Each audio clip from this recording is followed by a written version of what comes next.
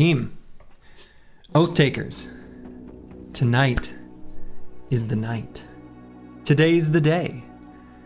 The undead abomination known as the Black Monolith must fall. At the beginning of last stream, I went into this whole spiel, this whole shtick, this whole thing about the second to last oath and what it would mean statistically, probabilistically, for the last possible oath. But what I didn't cover was if we were presented with the best of the good oaths just prior, should we take it? So I think, in a way, I kind of answered the question I posed at the beginning, which is, are we merely preventing disaster, or are we hoping for a miracle? I decided we're strong enough, we're preventing disaster, and that within this 10-day period, it is right for us to be able to destroy the Black Monolith. So, we have until day 139, basically the morning of day 139, approximately. And there is a lot to do before that time. Let's do this. Hello, the Chaucer. So this is the final squad. We just implemented some training. Why is that the deadline? Because I had to arbitrarily set it at something so that there could be a sort of time parameter where we had to accomplish it. Just for... There's an explanation of why in the very first stream of this whole series, but basically just to do it within a... Actually, the funny thing is, I should really elaborate on this answer, because my original explanation is that it is long enough of a time period to be comfortable in case you get, you know, a very unfavorable seed, unfavorable brothers, unfavorable this, that, whatever. But I believe I said that it was also short enough that you couldn't rebuild after a travesty. But we have. And so we've got a team that is ready to rock and roll. Sir Cunibert, Dr. Jones. Was there someone I needed to name? No, that was a previous note. Okay.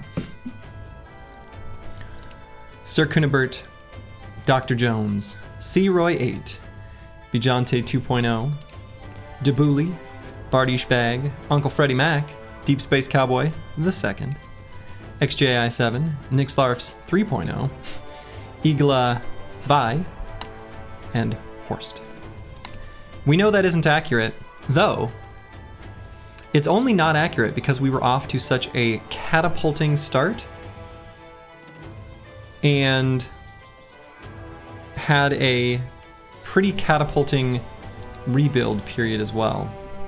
This has been a very challenging, harrowing, and stressful run.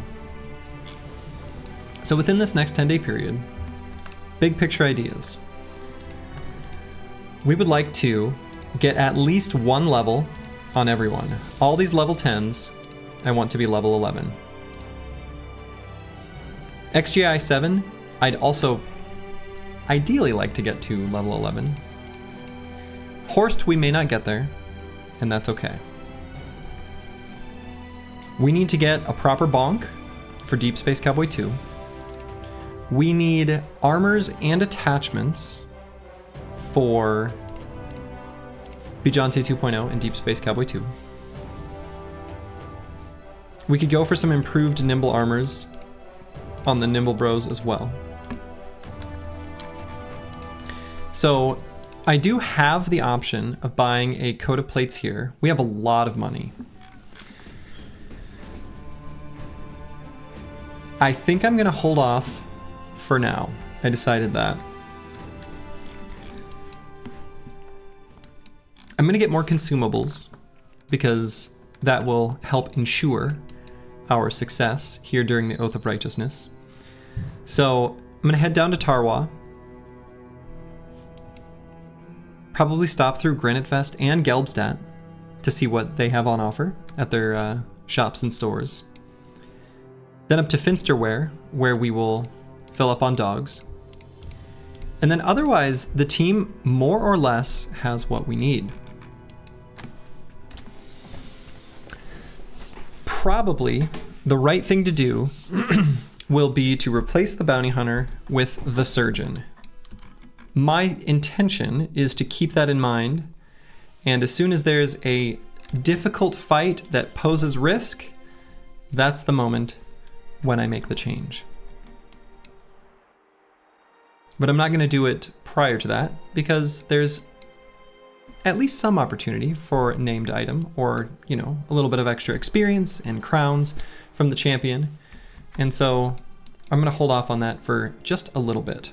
So day 139, that's where we need to beat. That's where we need to get to the monolith in time. So there will be quite a bit of travel time to get there, you know, a decent amount of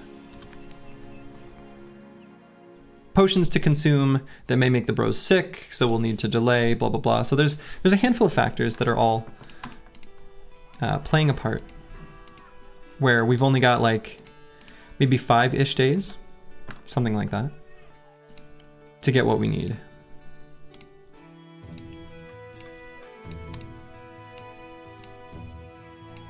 Okay, nothing good here. Let's head down to Tarwa. And then I'm gonna head east to these cities and then up to Finsterware.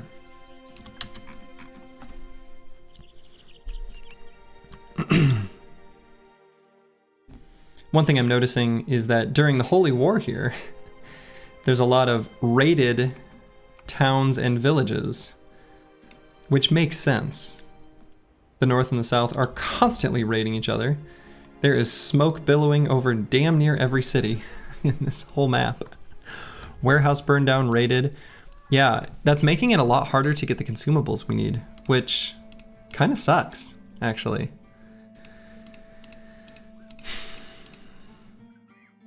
But it is what it is.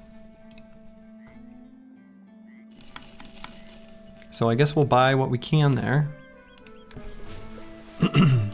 Gonna see if, nope. Gonna see if there were any assassins for sale. There were not. Escort caravan to El Hadet. Well, they hate me there, so I can't do that. Yeah, they're not gonna get over it. Okay, to Granitfest. Maybe I'll travel through this patch of fog that I never did travel through in all of the explorations about the map.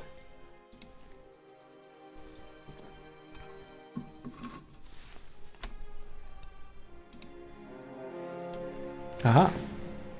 And there are nomads here. Excuse me. Just shoved some food down my gullet a little bit ago, so got I don't know, work it all down.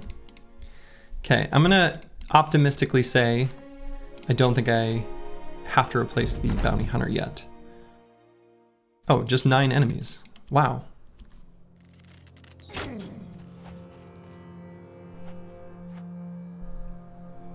Surely they consider me to have the ranged advantage, right? They've got just 1 archer?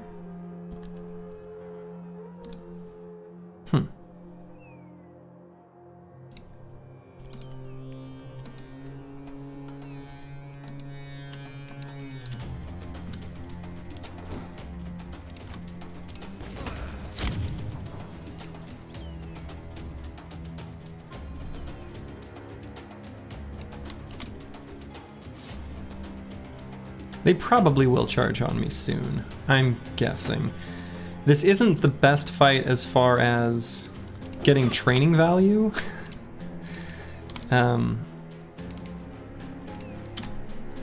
So I guess there's that, which is too bad, but whatever.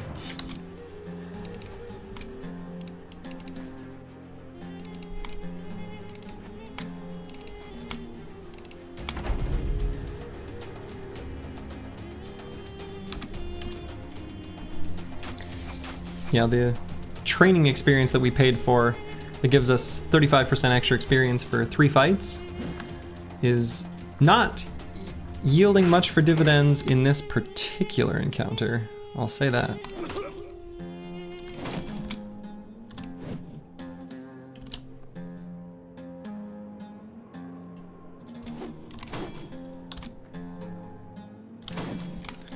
Though we are worse at fighting non-undead enemies. That is on display here. Gonna preserve the dogs that I've got. I think that's important.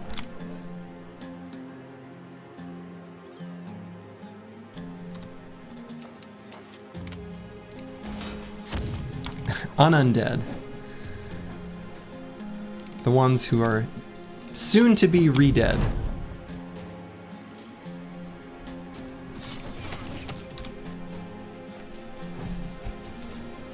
Hello, hello. Hello to all. Hello, the Chaucer Searoy 7, Baron Bucky, Xenothought 2,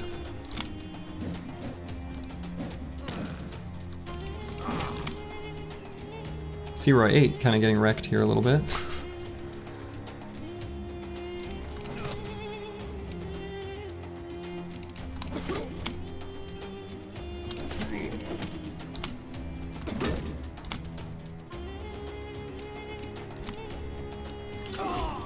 There we go. Now he's the wrecking ball.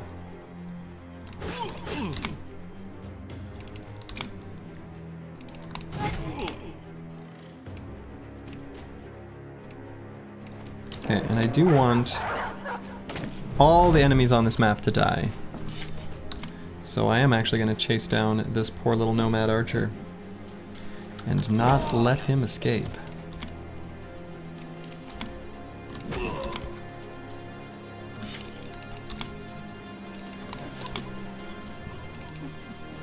So we'll have to see, you know, timing-wise, where this will all end up working out. How much of the experience I'm going to be able to gain before I decide to head back. I'm not going to cut it too close. I think this oath is so important that I'll probably leave like a few days to get done what needs to get done.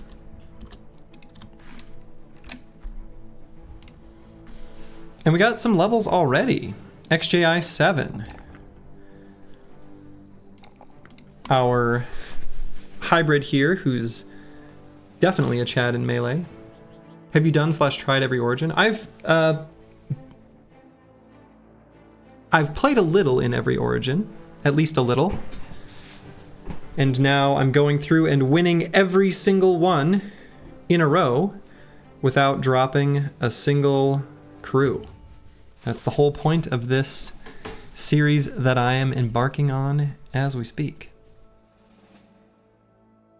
So, all of my level ups here at this point are kind of going to be geared towards what's best for Monolith. So, for XJI 7, what's best? Geez, that's dedication right there. Thank you. I think so. Dedicated to the cause. I figured from just like random content creators and other things, other streams that I'd watched, that such a thing was not only possible, but that I could do, and do, you know, in a fun and engaging way, and decided, screw it, I'll do it. What's my favorite origin so far?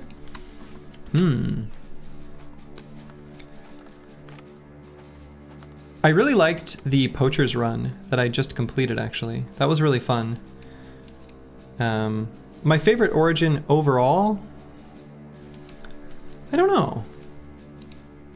I'm actually not sure what my answer to that is.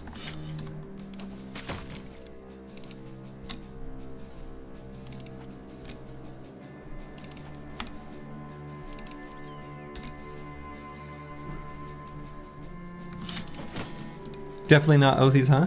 Hello, Bijante. Probably not Oathies. Probably not. They're strong, you know. Working around the oaths, you know, such that you don't have the opportunity to take regular ambitions has been, I don't know, could be better. Yeah, you enjoyed Cult of Dovkul and the Barbarian one. Those are among my favorites as well.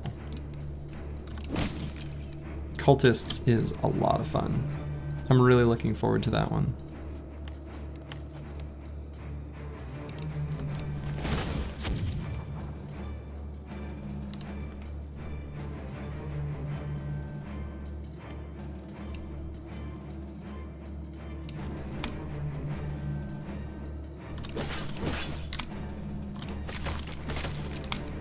I'm feeling the effect of this oath in being able to fight undead more efficiently.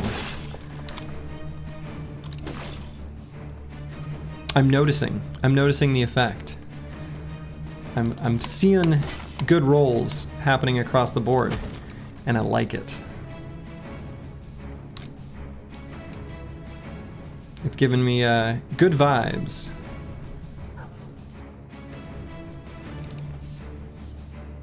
The one you didn't like was the Beast Slayer and the Slaver one. That's fair. I actually played the Slaver one, Manhunters, somewhat recently, and was surprised to find that I really enjoyed it.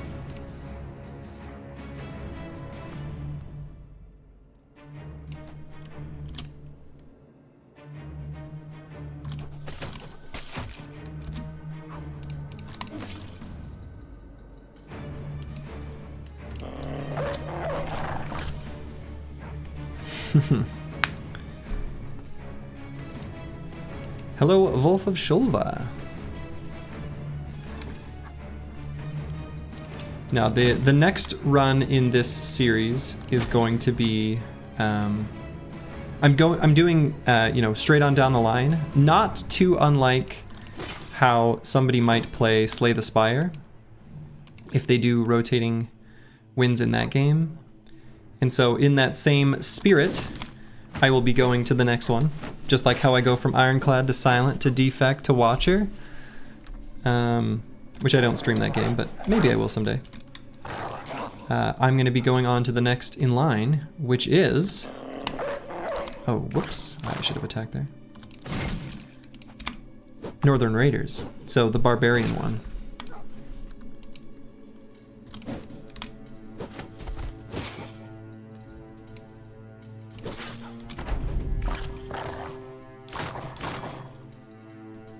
Yeah, the Manhunter's buff is super strong.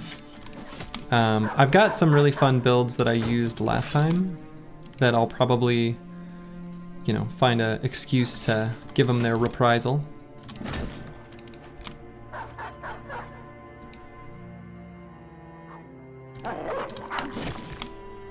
Please don't promote Slay the Spire. I don't want to pour 2,000 hours into another game. It's a pretty good one.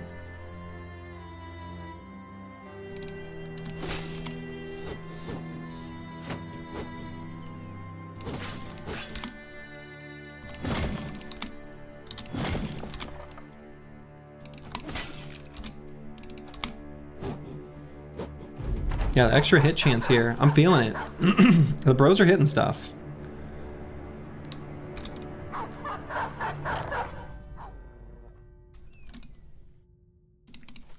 Yeah, Northern Raiders gets to recover gear from any fight, broken or otherwise, which honestly doesn't...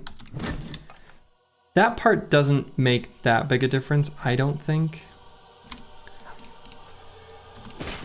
But what does make a difference is just the incredibly strong bros they start with.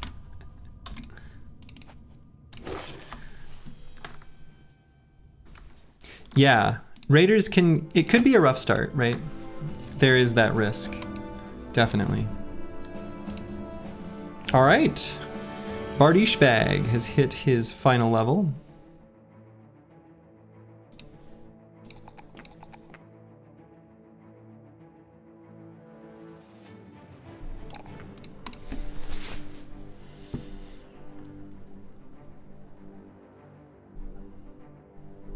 And let's see, what do I want to get for Bardish Bag? Again, thinking, honestly, very specifically about power for Monolith.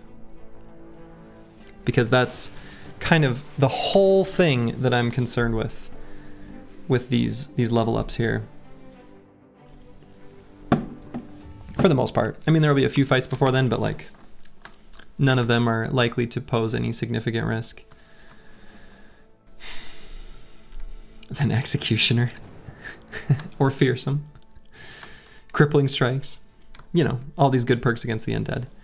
No, I think I'm realizing I'm probably actually looking at Reach Advantage again, which is kind of crazy, because that is not a perk I generally advocate for. But I might here. Quick Hands is a good option for Monolith. Oh, that's true. And actually, one of the reasons Quick Hands is an excellent option for Mono is going to be that we can start with the Holy Water on that bro in the front line. That's actually super legit. Relentless? He has really, really low initiative. I don't think that'll make any difference.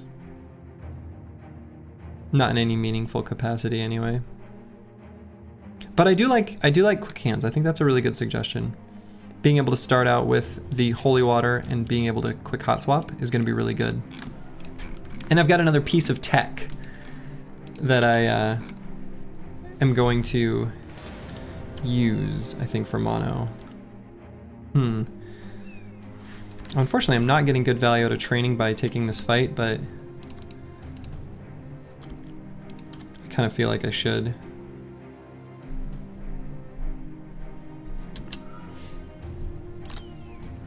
Kind of chasing him a long way. Sort of a long way to go for just a fight that is getting rid of our training buff prematurely. Maybe this wasn't the right thing to do.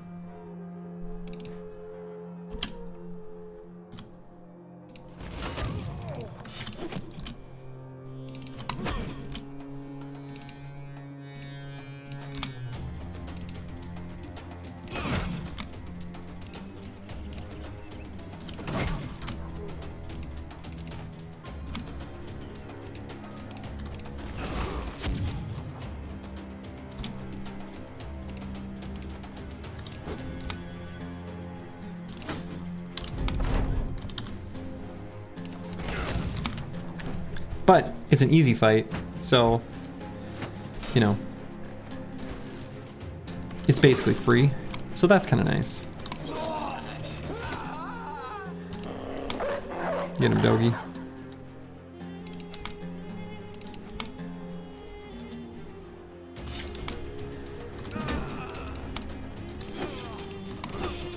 Okay, and we got some kills on Searoy 8, which is good. I could sort of micromanage the specific brother getting the kill, but that doesn't feel quite so necessary to me. I can do it if it's easy, but that's there are limits to my try-hard micromanaging ways. I've got limits, don't you know?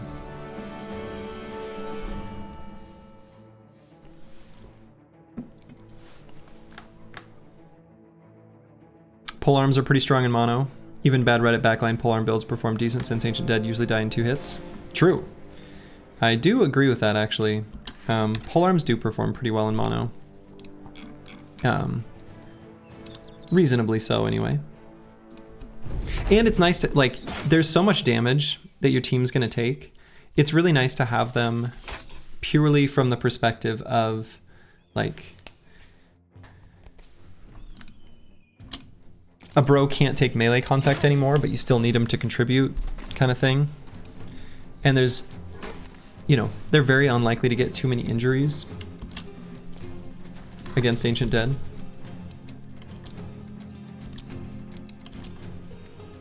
But there's just so many enemies. That's the thing about it. Black Monolith that makes it so difficult, is lots of fighters is strong. Who could have possibly predicted this? Peasant Militia stands now.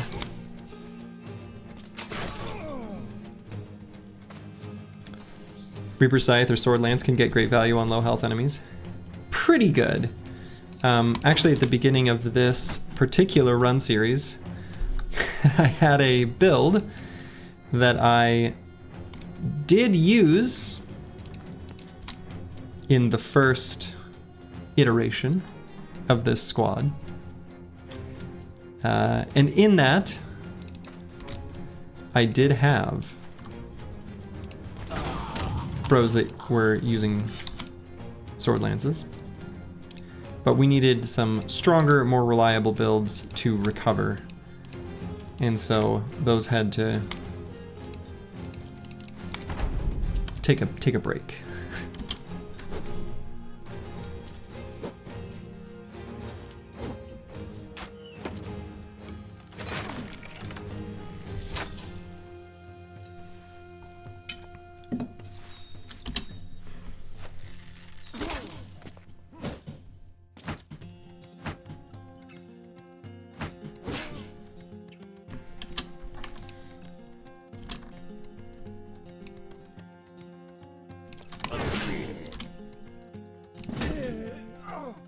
Uncle Freddie Mac with a big ol' bonk to the head.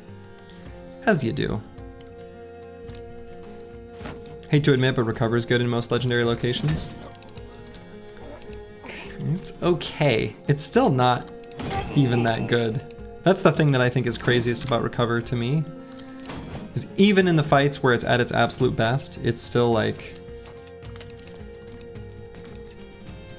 provides very low value.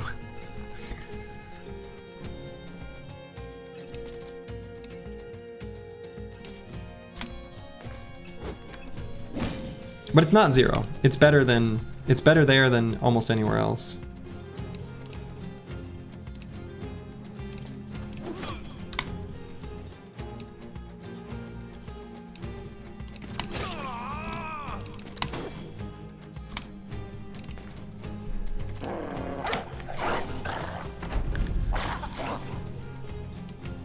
Blast them.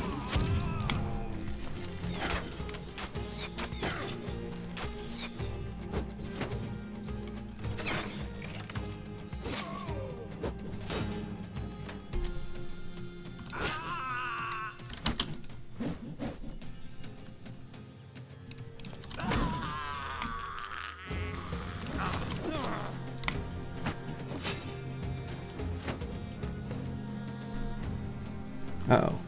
I got a sneeze. And I couldn't mute in time, but I did have at least the foresight to say uh-oh first. I almost muted in time. All I could get out was uh-oh.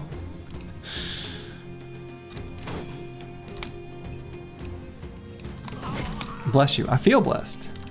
Today is a blessed day to be an Oathtaker, after all.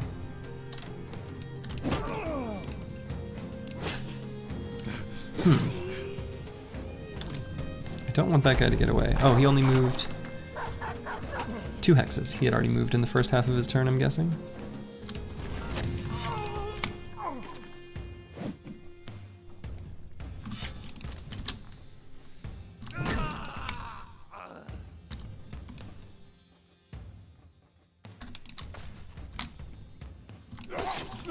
Rotate used. It happened. Technically. You braced for it, thanks for the warning. Good. Good. Always good to be prepared.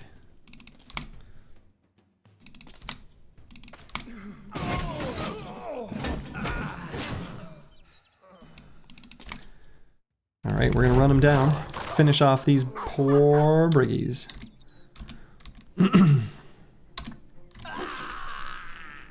Alright. And somehow we've already filled up the pack. Kind of embarrassing. We fill it up so fast. It's so small.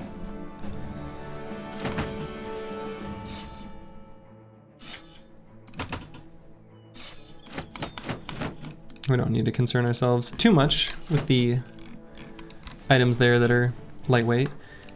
And it probably is still worth for me to replace this helmet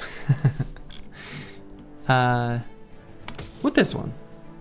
Give Debuli, you know, a nice conical shape on the top of his head. Something nice. They should allow you to bring a caravan along to increase pack size. Like along the roads? Kind of a cute idea.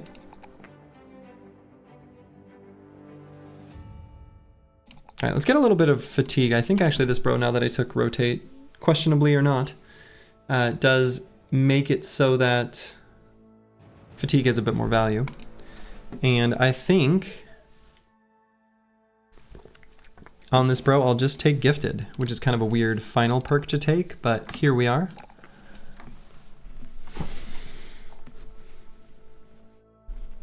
And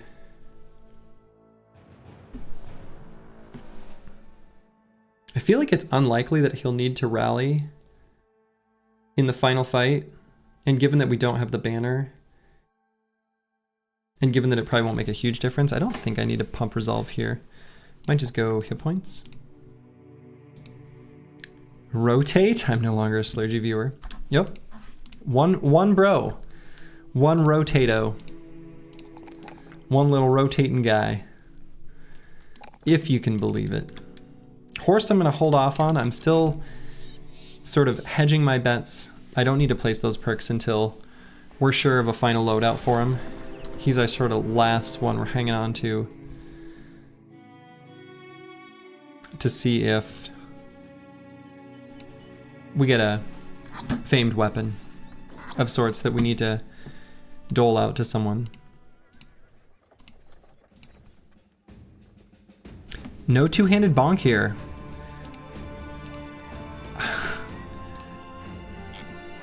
The no two-handed bonk is really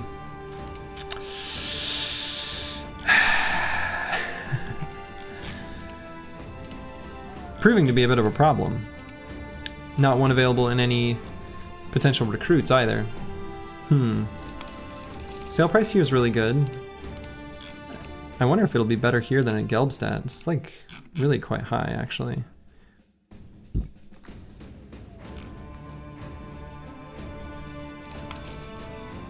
Now Gelbstadt might still be better. So I will at least pick up this leather shoulder guard. God, do I buy the metal joint covers as like a just in case thing as well? I'm hoping for a better attachment than this, but we'll see. And a Saleh is probably not a bad call. We won't be able to replace all these armors, so let's go with one of those. Looking good, Horst.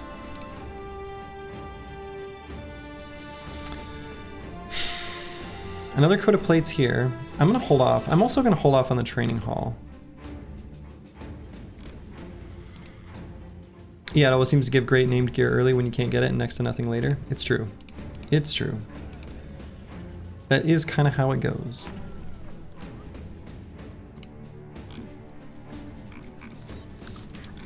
Okay, and then we'll get to Gelbstadt here.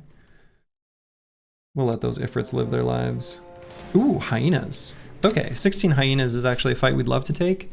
That'd be a great attachment to craft, for sure. Hyena pelt attachment. The initiative essentially means melee defense. at least on the bros with dodge. So this is excellent for us to see here.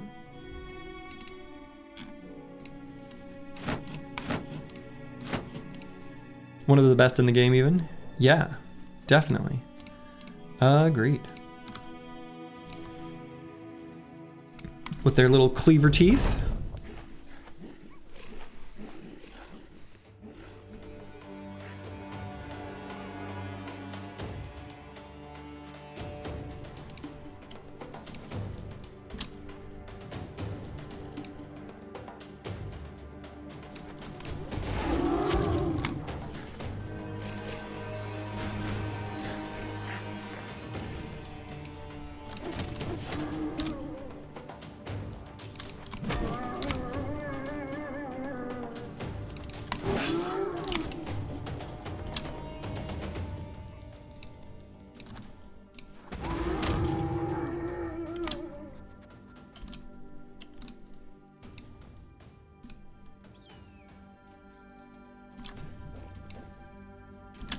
Okay, let these other ones move forward. I knew they couldn't resist that boy on the front lines. Perfect.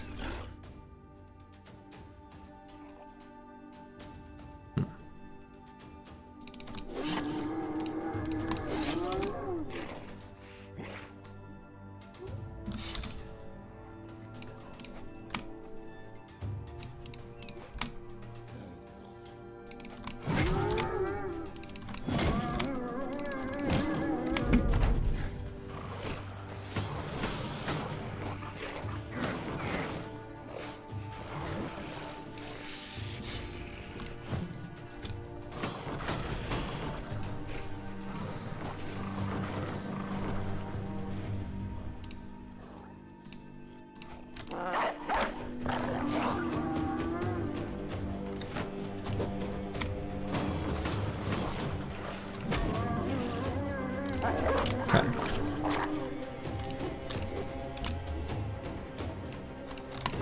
Oops. Whoa.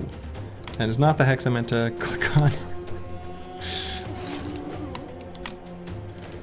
That's okay though. Swung it, you know, just a casual swing at one of your own bros. No big deal.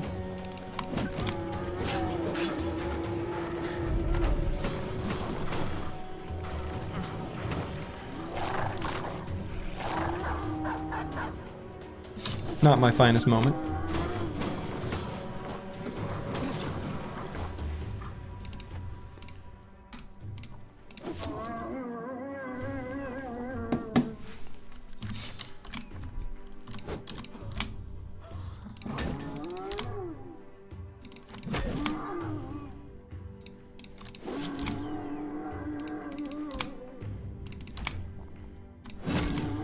Okay, I am hopeful that there will be hyena pelts that we would have gotten from this.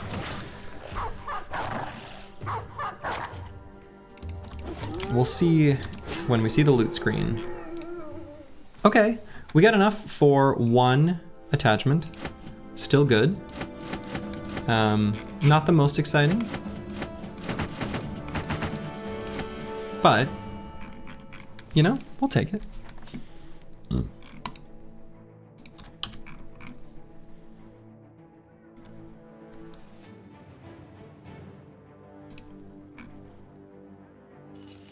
All right, now here in Gelbstadt, we're gonna sell some stuff.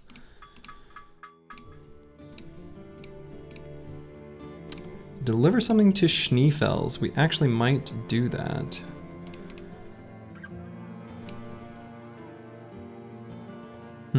Nothing of note here for sale. There are a couple more places where they sell stuff north of here. So let's clear out the inventory of all of the, you know, things we're not going to make use of.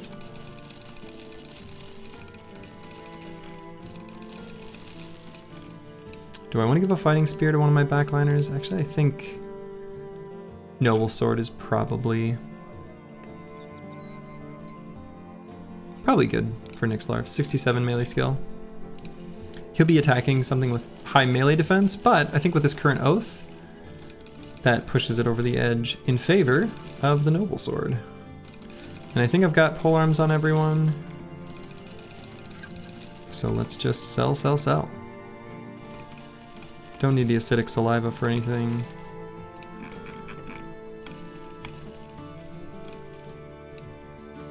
Wait, let's see. Yeah, no dogs for sale or anything like that.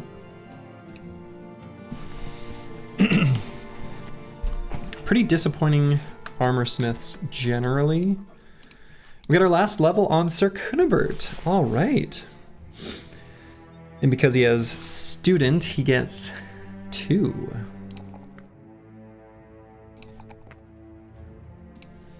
And I'm gonna have him equipping both of these shields for the Monolith fight, because this one is apt to break.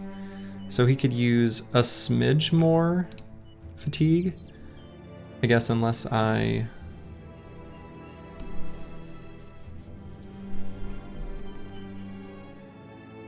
Now we'll leave the arming sword there, just in case. And we've got enough resolve, we're good. Even with effects from, you know, debuffs and whatever. So actually I can just leave them like this for now. We can hot swap in case there's an enemy with an axe or something like that as well. So 2 perks, you know, the way this build is structured, it really doesn't need 2 perks even. And I guess in retrospect, I didn't even have to take that fatigue because I could have got fatigue savings from a perk. Oh well. Steel Brow is almost assuredly pointless.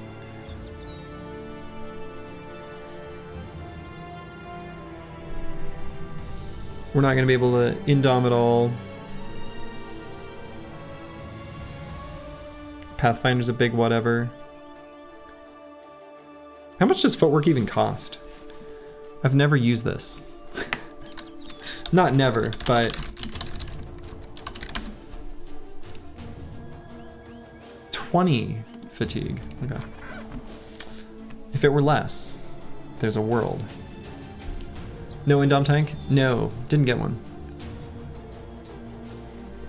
Slug Zoo says 25. The wiki said 20. Yeah, rotate is 25. So yeah, shows how little I take it, right? Exactly. Exactly.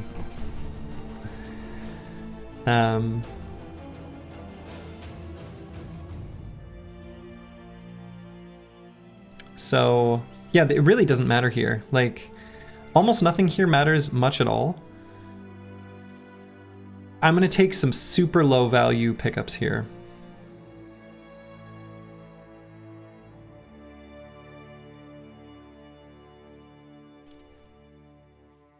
Low value pickup number 1. Yeah, unironically dodge. I mean, he'll get comically low value out of it. He has positive initiative. It's true. He will get a whole 1.5 when he's stammed out. 1.5 melee defense. Maybe bags and belts, more shields. Yeah, Artorias, you're giving advice that is generally speaking very good. Everything you're saying makes sense for a normal run, but we are in special circumstances of the end of a run based on these conditions. So I don't need to concern myself with his performance in normal fights, really just one more major conflict. So we are not going to need more shields in that fight. And thus we're really not going to need more shields.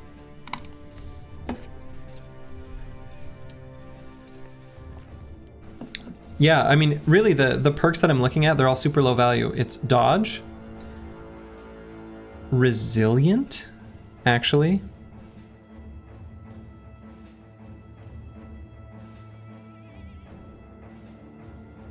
And steel brow.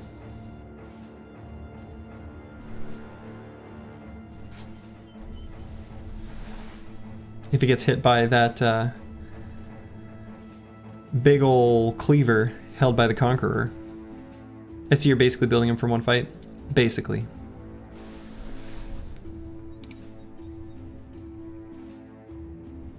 Yeah, brow is like the 1% as well.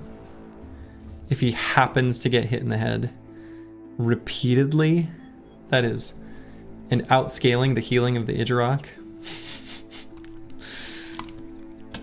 I have had that happen. I have lost my Lone Wolf off tank to head hits in the Monolith. It has happened to me. I remember it happening. I don't know how long ago or what the circumstances were. Just that it happened, and then I locked that in a memory. Yeah, I don't know, 1.5 melee defense, or reduced duration of bleeds. I suppose if he gets hit by the horror, that goes away within 1 turn anyway, so resilient doesn't do anything.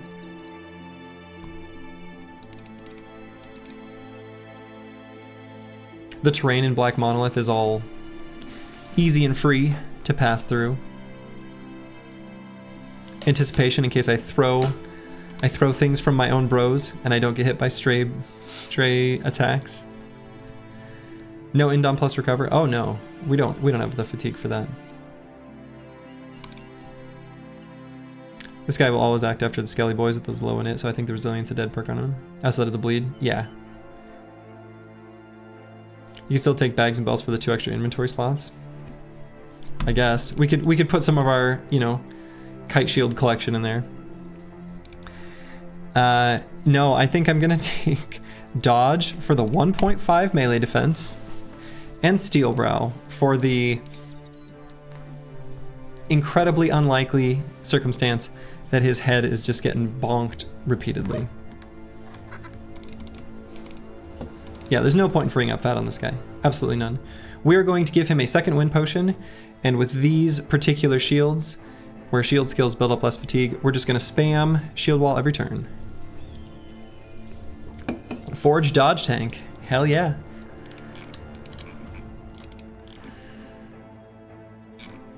It's what we're doing. It's what we've got. Now we have a special name for Le Reddit here.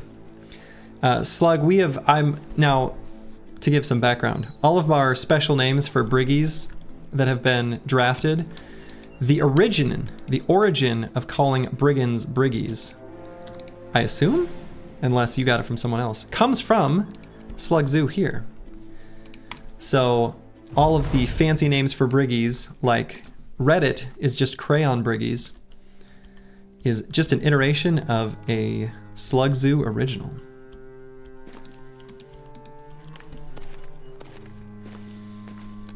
And I will say, chat has come up with some real bangers. Brigfoot. God, so good.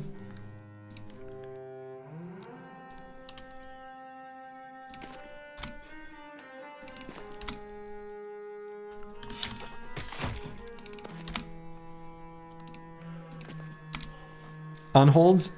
Actually, Brigfoot is just Idjarok. Brigfoot's just Idjarok. But I could see it being on holds. I mean, they're like little mini Brigfoots. Since when is Reddit an enemy in this game? Have you been there?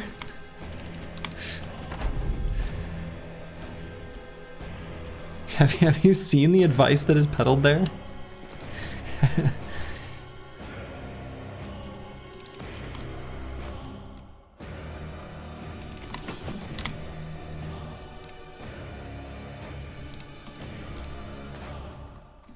Reddit is in the pocket of Big Sword Lance.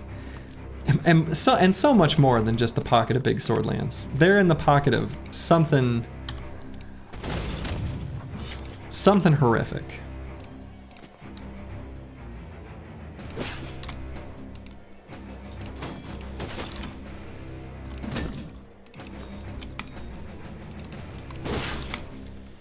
It's true though, when they see a bro that is huge and or drunk, or honestly, basically any bro that doesn't have absurd amounts of melee defense, it's like clockwork. The suggestion, backline sword lance, comes across your screen, and you say to yourself, why? To which Reddit says, why not? To which all you can do is put your poor little face in the palm of your hands and do a tiny nod and move on with your life. It's your only option.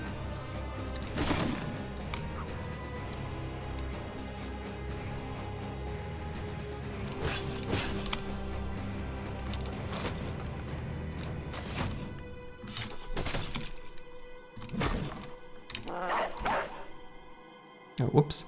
Put that dog down too fast after getting another kill, which can sometimes cause it to not do what you need.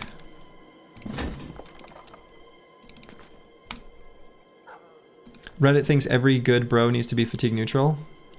Actually, I almost feel like the opposite is true. They think every bro who is bad needs to be a fatigue neutral. Because his stats aren't good enough. He needs too much to patch. You'll just have to make him a fatigue neutral.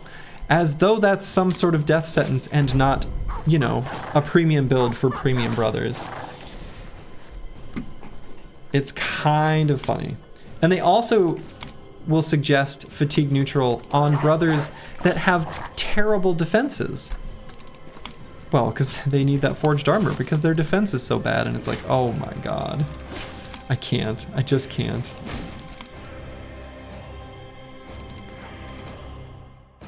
Is that a Sins line?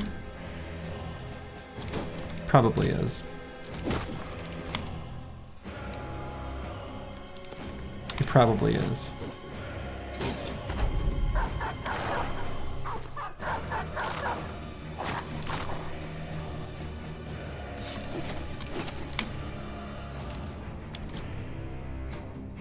Nimble guys have a melee defense patch in the form of dodge. Forge guys don't. Absolutely. Yes. And dodge is so good.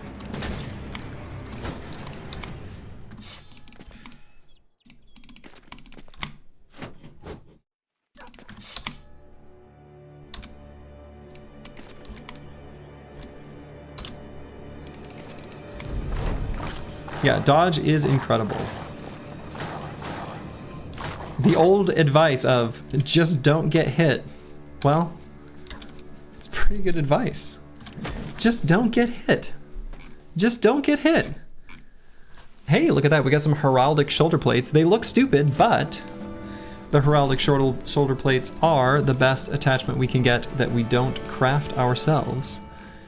That or the better looking equivalent. I'm gonna hold off on applying that to the coat of plates for now. We got our final 2 perks on Searoy 8. Hell yeah, cha-ching. God, what a Chad. Let's see. We want to prevent horror from inadvertently affecting him. So I don't hate resolve here. His is a little low. We are going to get that boost from our current oath, so.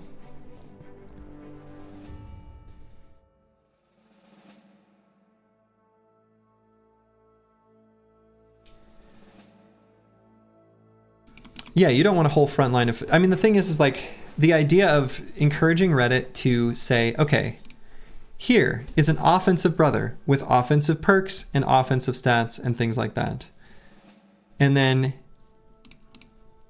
let's see, what's our best example? Where is he? Here. No. Here. Ignore his weapon right now because we still need to find a two-handed flanged mace. Is a defensive brother with mostly defensive perks. I mean, you just, separation of duties is key. And then you approach battles with that in mind and you achieve victory. Oh yeah, and look at this absolute, what the fuck is this guy? Yeah, no kidding. His title was literally The Legend when we bought him, and it's accurate. Probably literally the best bro I've ever had as far as final stats. So, pretty cool. He even has hit point stars. Yep, sure does. Sure fucking does. The God Swordmaster. I love Swordmasters. And this is obviously beyond exceptional, right? But for now, let's take a moment to look at C-Roy 8 and get our final perks here. Killing Frenzy for sure. And then... are there even any other damage perks we could take? I don't think so, right? We're kitted out as much as possible from the perspective of hitting and doing damage. You like the double up on fast adaptation / backstabber? Yeah, on this bro. Yep. We needed it. This was a emergency pickup to fill up a brother that joined the obituary when we were in emergency retraining mode.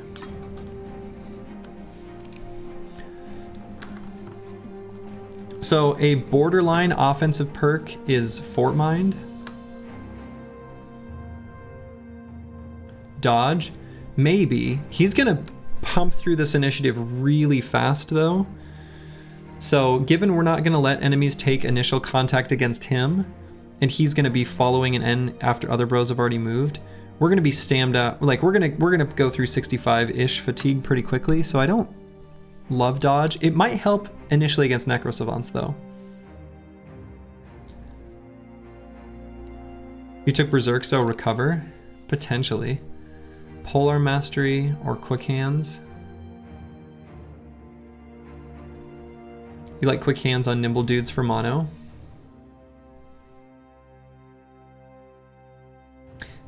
Honestly, not a bad idea. But even if we don't do Quick Hands, right? We can still keep a bill hook here, which is what I have currently equipped. Let's say his armor gets totally trashed and he's in terrible fighting shape. We can just swap to the bill hook. We don't have to save the 4 AP because we're not going to switch back to the cleaver most likely. Disarms on the Conqueror. I don't know, he's got such low melee skill. We don't actually even have a whip right now. We could find one maybe.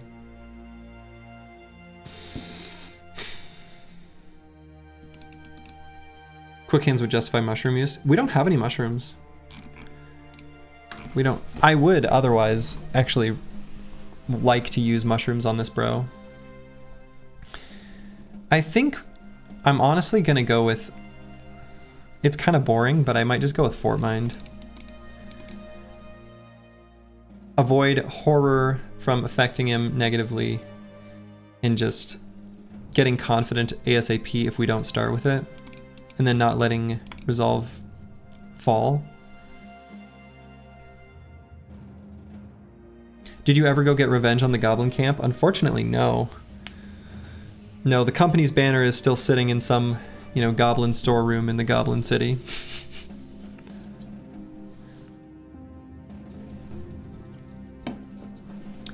Even Fort Mind isn't that good because of the current oath, though.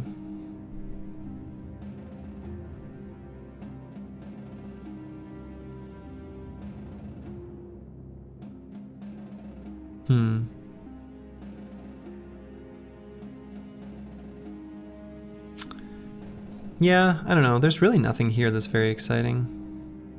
They're using our banner for toilet paper? Probably. I could just go 9 in case things just really fall apart for C-Roy 8. It's pretty low value. Hey, Blackfire. Let's just go 9. Screw it. When in doubt, 9 lives it out, Alright, let's head to Finsterware. We're gonna get dogs. So we bought potions, or checked potions, right around day 130. What I'm thinking is, shops reset every 3 days-ish. We'll return day like 134 to Tarwa, head over to Al Hazred. That'll maybe be day 136 or so at that time, at which point we'll consume our potions, go to the ancient statue, and then Monolith from there. Probably something like that will be our timeline. That's the sort of build you take 9 lives on? Yeah. I mean, I didn't do it while we were building him because I did the damage patch perks early because we actually had the cleaver before we had the bro. This cleaver is pretty damn good. And his hit points were just completely insane. So.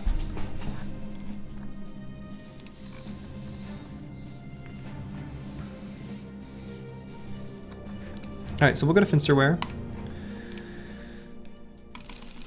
Buy all the dogs we can. All the good boys. Because it is our only city where we can get them.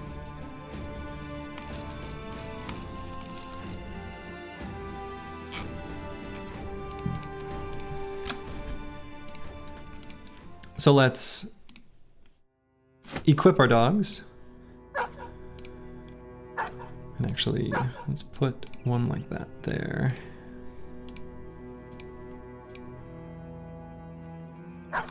I don't think, well, I may as well put the Nacho necklace over here, I guess.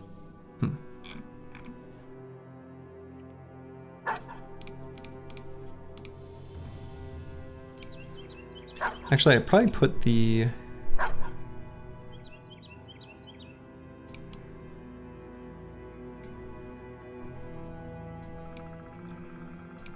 unarmored dogs. Yeah, okay.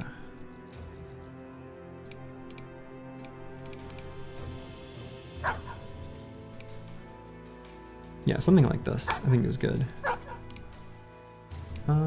Actually, let's go here and here.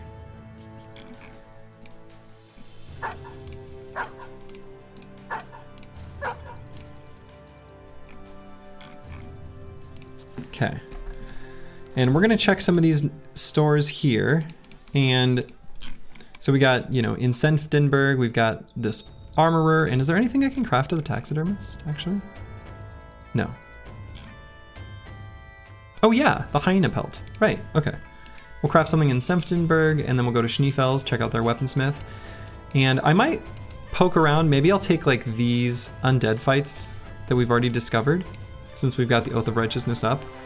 We can fart around for a little bit, maybe fight a small noble army, and then head back south to Tarwa. Buy our final consumables from Tarwa and Al-Hazred, and that'll be the final prep we need to do. Very exciting. The fires of religious turmoil burn bright.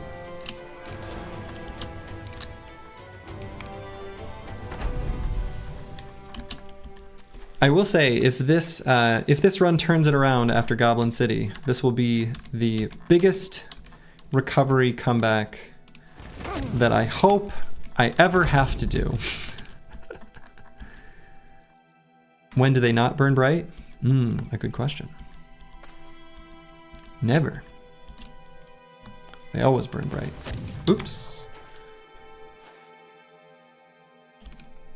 How many bros did you lose to Gobbo City? Oh, my dude.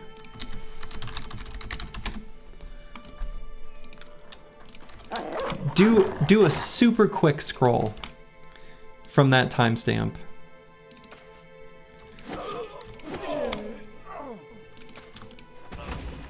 How many did we lose? How many did we not lose?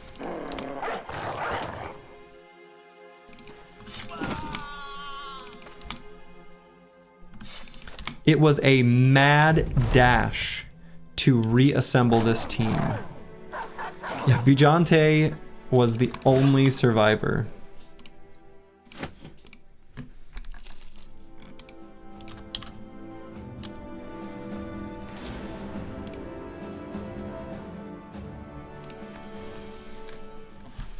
Oh my god, look at this armor that we can't afford.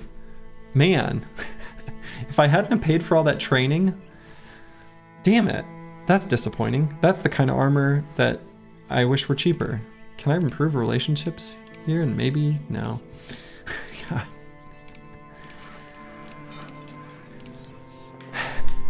$393?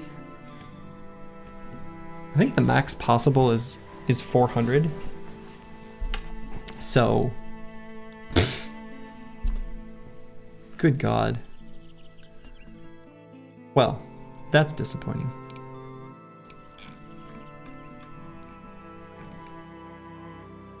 But we got this hyena fur mantle, so that's neat. Case in point, always when you can't get it. True. Yeah, if I hadn't spent all that money on training, which I really didn't get much for dividends out of.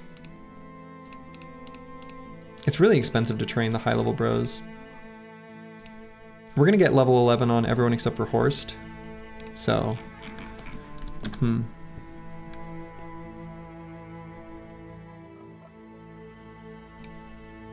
And do I need to buy the heraldic shoulder plates? Possibly, actually.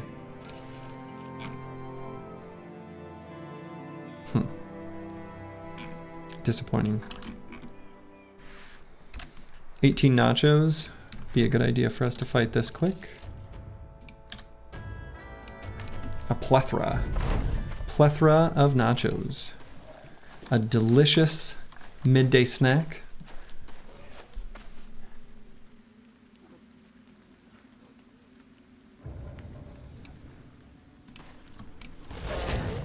I do enjoy a good plate of nachos. Who doesn't, you know?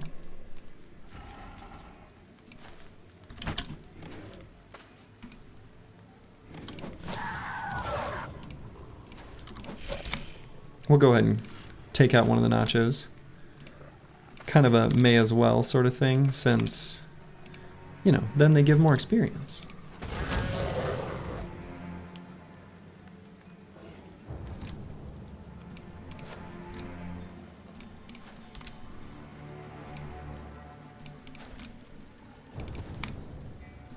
Being mindful of the T3s so they don't eat us and get away.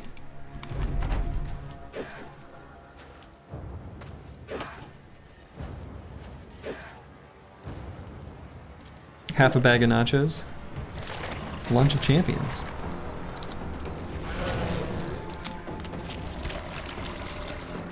Okay, the T2s unfortunately are the ones that happened to do the snacking.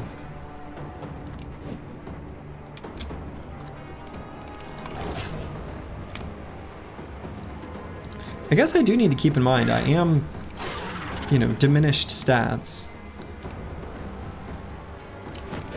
So I do need to be, you know, at least mindful of that.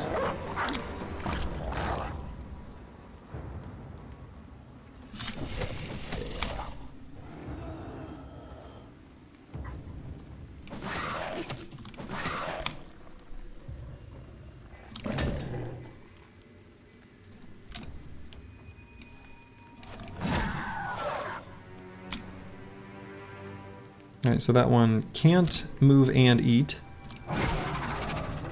Neither can that one. So we'll chill where we're at. Chat, just wondering what's the lowest ranged attack for a bro to consider as a gunner versus keeping as a thrower? Ooh, I like that question. I'm very curious what opinions will be, because I don't know my own answer on that question.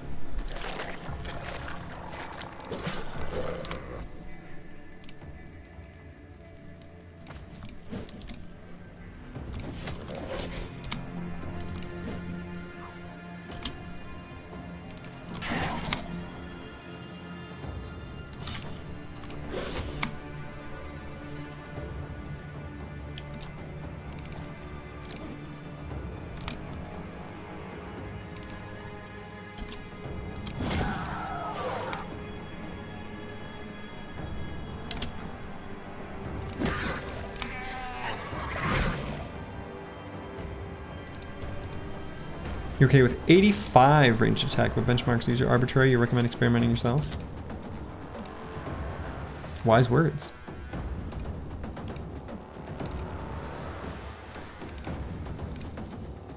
I think the other thing too is you can get away with less if you take fast adaptation, right? So most of the perks, or you know, a lot of the stats in the game, when you start considering what a level 11 bro looks like, the stats become fungible, you know? You can mix it up.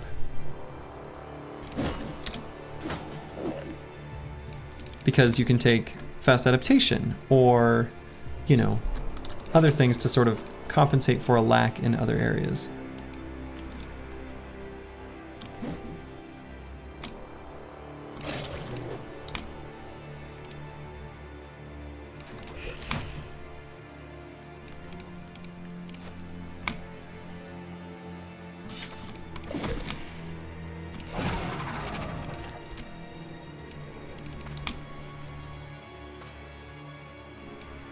Nothing beats a fun guy, though. True. Just thought you needed more than 95 to be a gunner. Yeah, I mean, I think 65 would be really low. I would almost certainly not make a bro that can only end up with 65 ranged attack as a gunner, personally.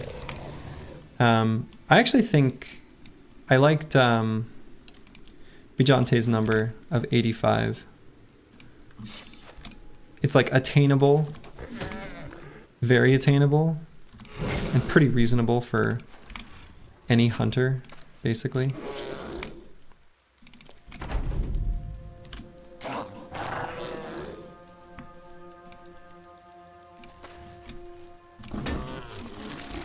$95 is almost impossible. I mean, 95 is not quite almost impossible, right? If you start out with 55 as a hunter, and you've got 2 talent stars, you'll end up with 95. And that's a good bro. Like, that's a really good bro. But that's not...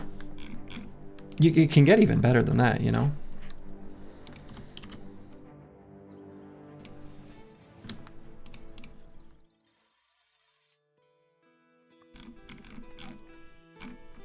Oh, that's a start when you consider in leveling. Well, no one starts with 65, though. So, I guess... I'm not sure where the 65 is coming from, but... Ooh, rumors of shrats.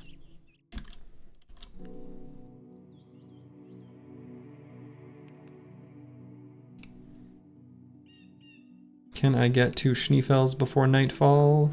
No. I do really want to check out the Terrified Villagers.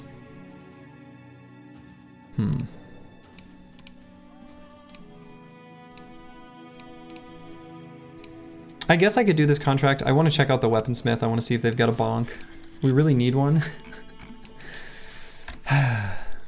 Disaster. Uncle Freddie Mac, getting a veteran level. You love to see it. Yeah, the way each weapon calculates its final hit chance is definitely weird in this game in a lot of ways. The turtle _225 or whatever, his perk guide, which is like the best guide that exists for this game and is incredible. Anyway, that one does have an outline of hit chance. 500 food? Is that how much I have? Most of that is looted, though. That's funny.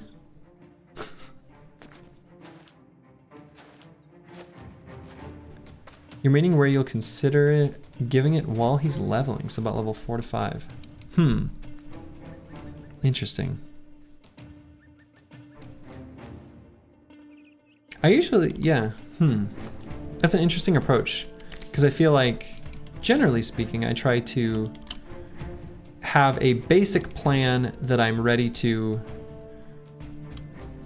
adapt already at level 1, but it often does get changed very quickly. So the idea of being more flexible right off the bat actually is pretty interesting to me. Because I'm usually not intentionally. Things will force my hand, though, of course. Hello, hello, excited to see Mono? Yeah, me too. We're still maybe like an hour away or 2 real time before we get to that point. So for people who are, I don't know, hoping it's right around the corner, we're still a little ways away.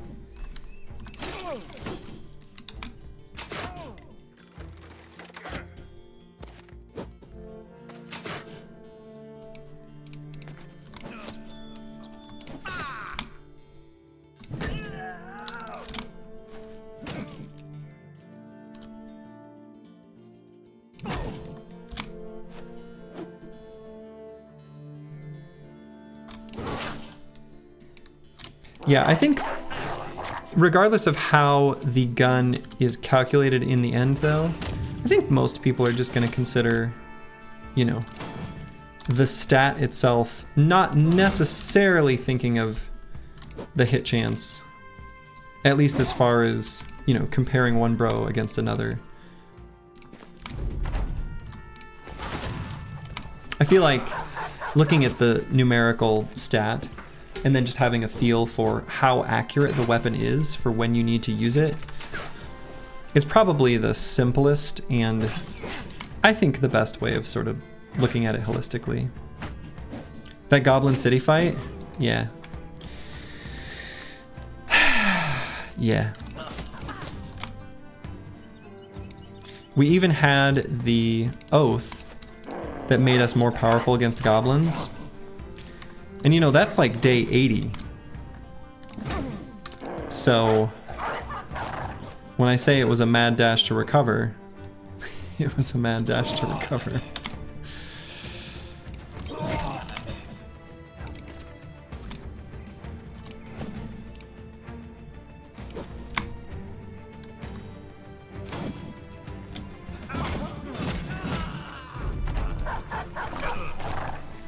Yeah, the Goblin City fight was... oof. Still rough. Still the stuff of nightmares to me.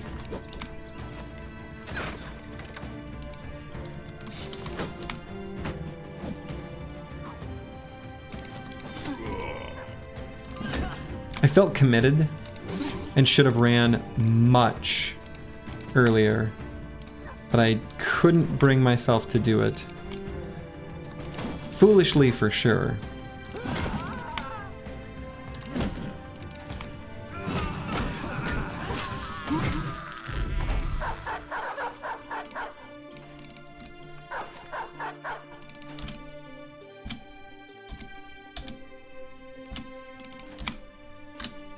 Okay.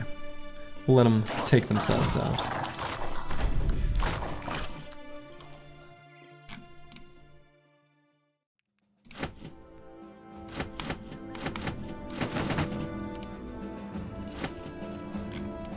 Okay, returning to Schneefelds.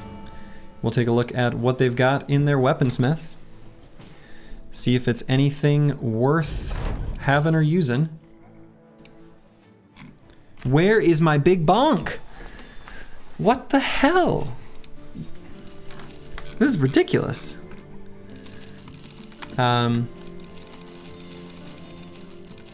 well, we're gonna go on a little mini excursion, a teeny tiny one, up north, where we'll bust a couple undead camps.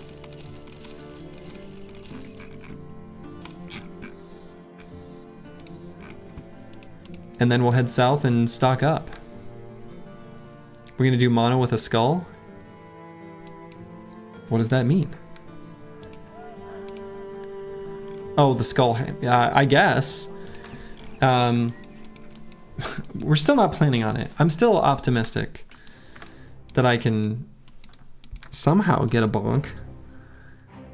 These will have refreshed.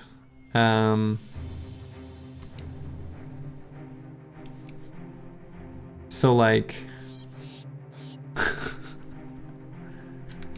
I don't know. Like, I don't know. It's a little ridiculous. Time to look for names chosen. I mean, in all honesty, that would be great.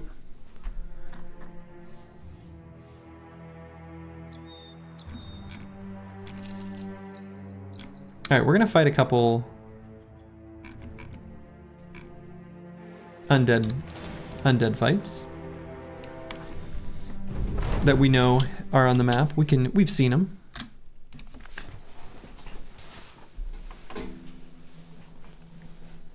I suppose maybe the caravans won't move here. We'll go to them.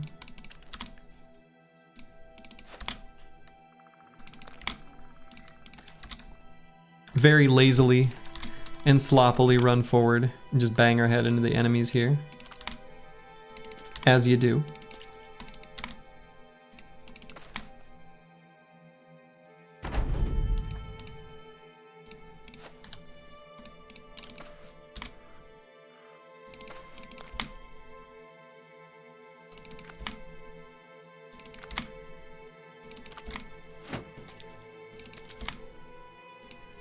We got a standoff here. It's kind of funny.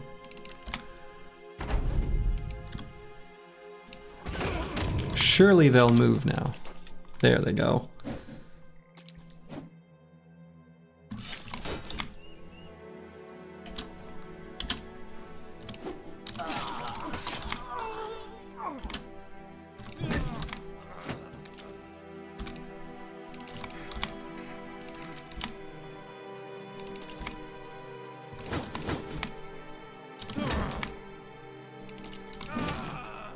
Okay. Took him down.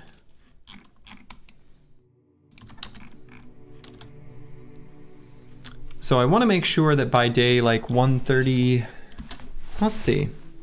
Gotta think a little carefully. We need to be at Monolith by 1:39. Don't want to screw around too much. What levels are we now? We are all level 11 except for XJI 7 and Horst. So I can probably do those 2 undead camps and then head south. And then do my sweep for the final consumables that we're gonna get, and then head to Mono.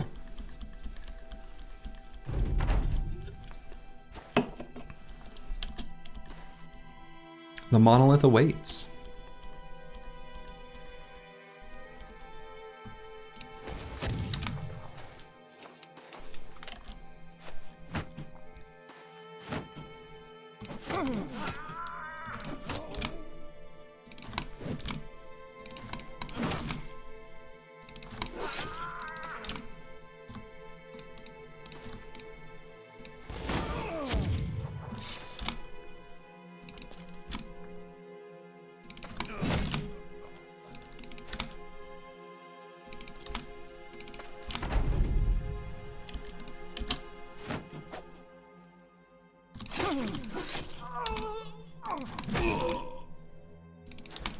Okay, we'll let the kill come on one of our bros that needs the experience. Oh, these had uncut gems. Fancy.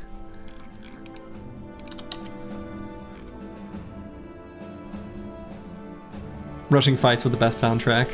It's true, that is the best soundtrack. That particular track is so like,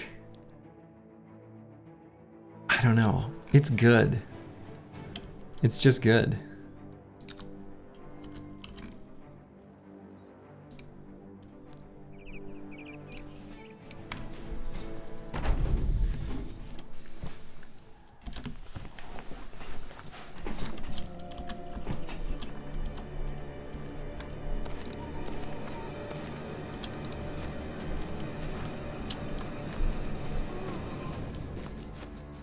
Let's see if we end up with any champion fallen heroes here. Doesn't look like it. Do you like the barb track the most? I think that is the prevailing opinion. I think a lot of people agree with that.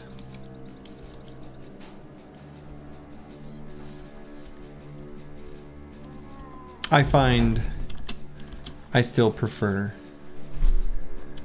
some of the Noble Army ones. And honestly, a couple of the Undead tracks. Actually, it's just a great soundtrack. It's hard to pick favorites. Southern Army music. Oh yeah. Boom, boom, boom, boom. It's so good.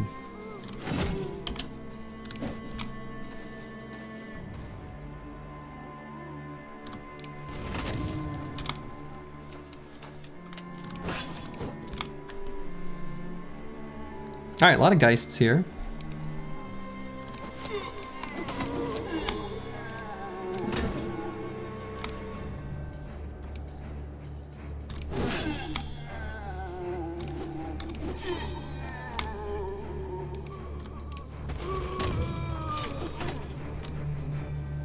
Orc music plus the shouts. Oh yeah.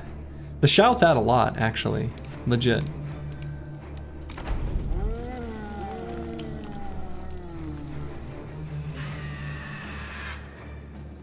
The orcs are just, they're so angsty and angry, you know?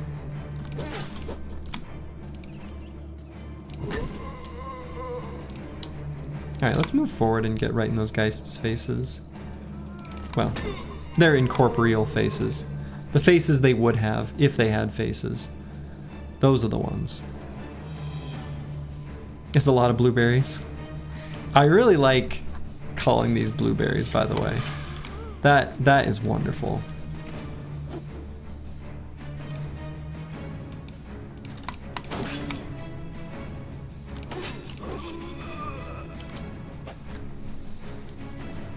And no Necro here to guide them. They have no leader. Such a shame. Blue Briggies. I kinda like it. Blue Briggies. That's great.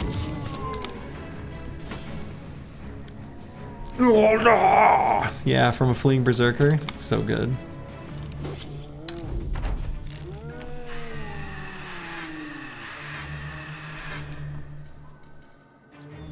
Even with the squad's extra bravery against the undead, the screams still frighten them.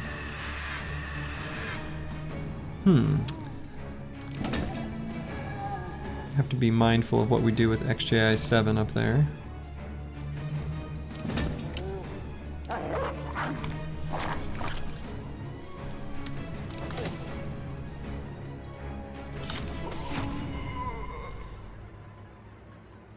Could move into this hex.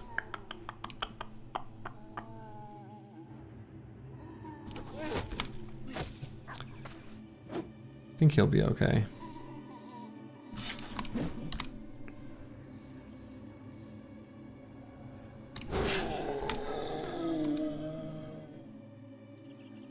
Oh yeah, the laughs when they kill something.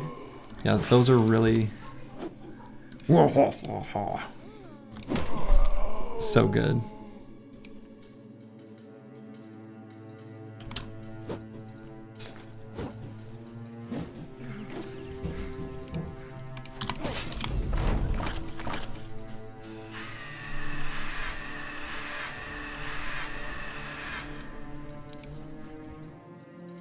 Ooh, Bijante with the sneaky humble brag.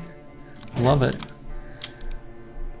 In all seriousness though, actually, it's been a while since I've let berserkers kill anything. So, I only mostly know what it sounds like because they still make the sound when they kill their allies, which is awesome. Your Alt F4 quick draw is too fast for that. At least you're honest.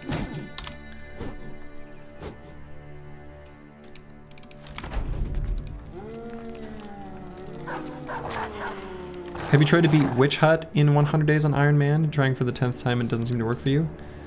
I think with the proper prep, actually, Witch Hut should be, assuming you find the damn thing, because it can be in the forest, shouldn't be too bad, because as long as you've got wooden sticks on most of the squad, you should be able to do it with damage control. 9 lives and wooden sticks. 9 lives on everyone. That's basically the key.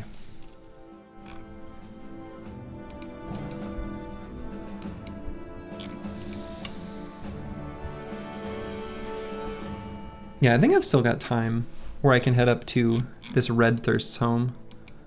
We'll head up here, and then we'll head south, back down to Tarwa, all has red, and then Monolith. 6 days. I think that should be okay.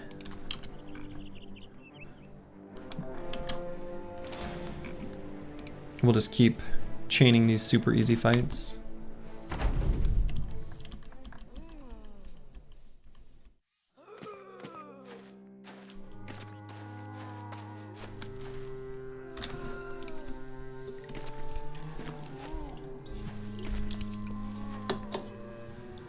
Which hut?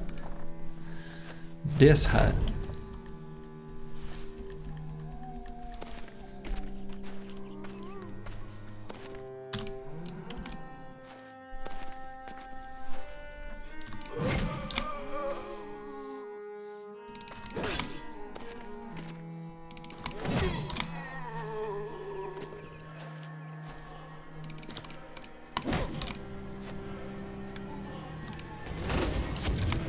Big ol' gun blast.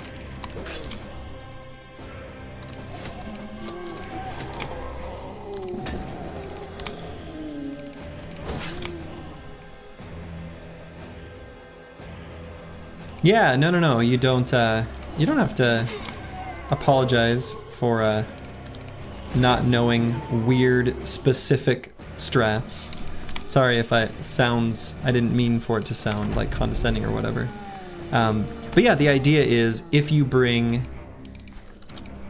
wooden sticks to that fight, it is a lot easier because you can stun your fellow brothers without meaningfully damaging them.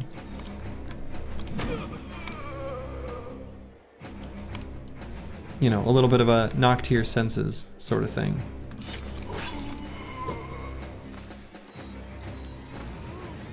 The snap out of it stick, you know? When one of your bros is at the bar and he's just a little too drunk, he's flirting with someone maybe he shouldn't. It's that kind of wooden stick where you're like, stop it. We're taking you home. Something like that anyway.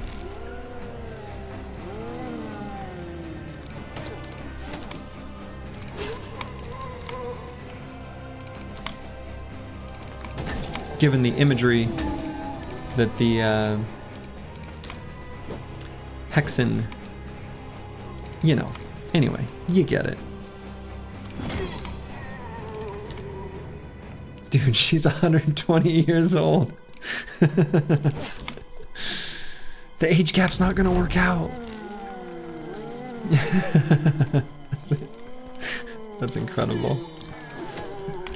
Xerxes. Golf clap to you. That's very funny.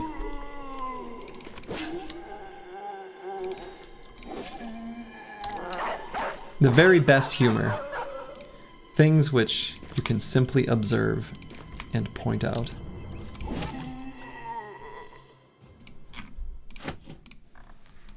Can't even play Lego with her anymore. Right.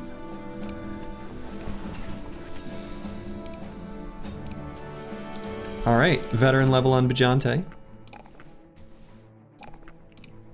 You love to see it. XJI 7, boom, all right. Hit level 11 here, hell yeah. So we're definitely taking Berserk. Let's look at the stat roll.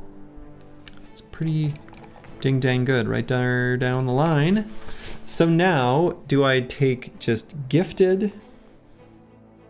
Do I give him the security of 9 lives? Easy, you're a veteran now? Exactly. I could do recover if I were so inclined.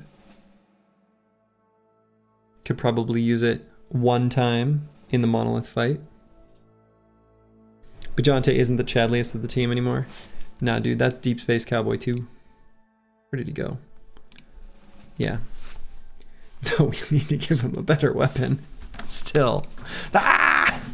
We're never gonna get the two-handed flanged mace. Gifted, he won't be hit. XGI 7's claiming it.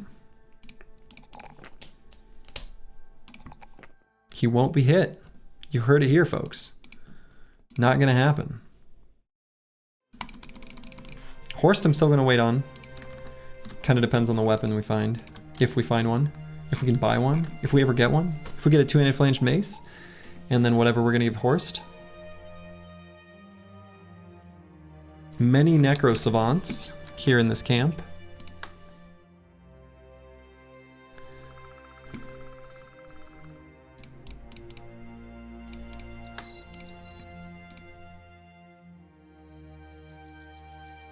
fight against many Necro Savants is still fully within our grasp, fully doable.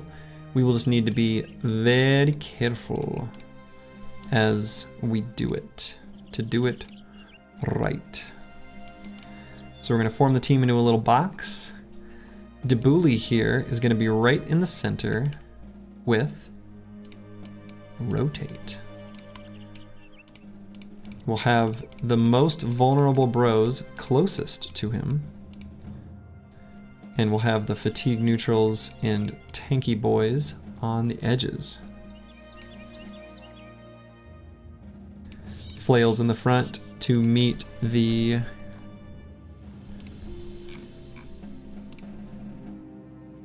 undead.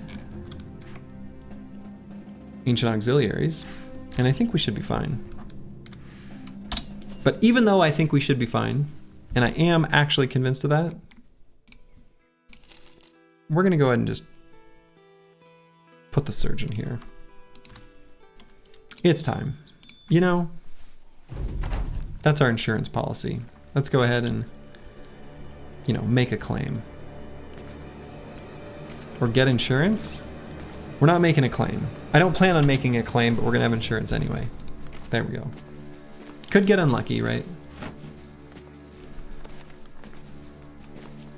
Still gonna back up 2 hexes.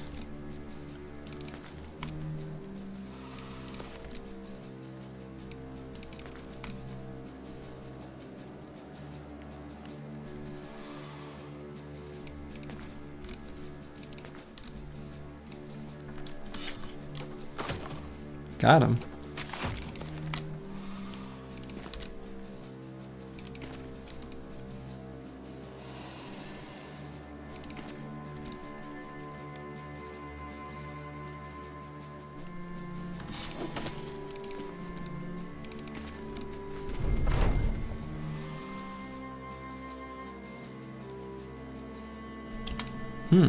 Popsuda, maybe you're on the verge of the undead crisis or something. But yeah, there is definitely a lot of variance in the contracts that you can just happen to get.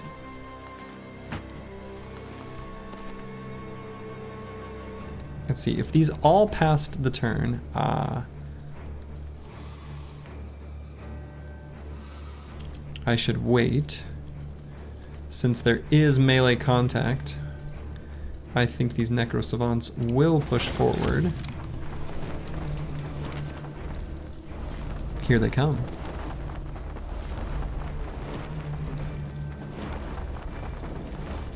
On any bro that is, you know, vulnerable to such a thing, we have at most 2 hexes exposed.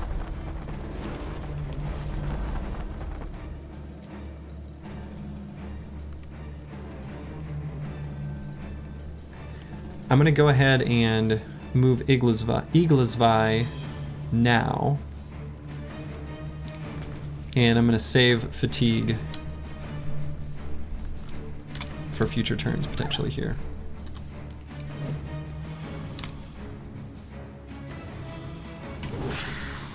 Alright, procced 9 lives on one already. Procced 9 on another. So this is actually a great opportunity to go ahead and do that.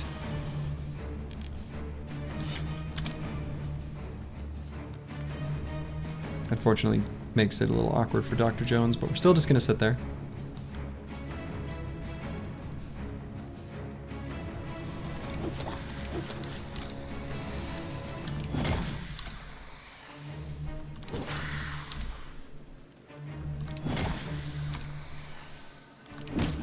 Alright, a lot of 9 procs.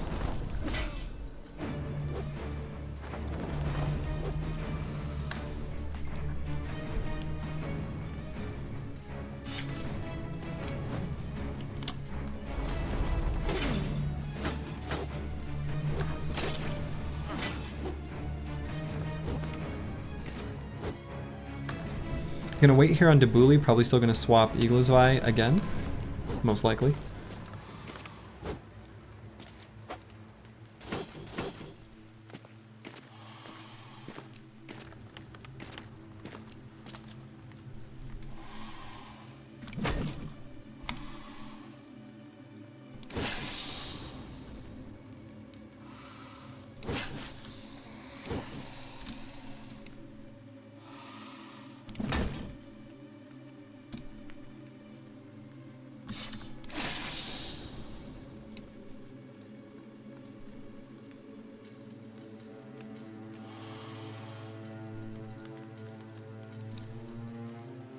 I'm not sure if I'll move XJI 7 yet or not.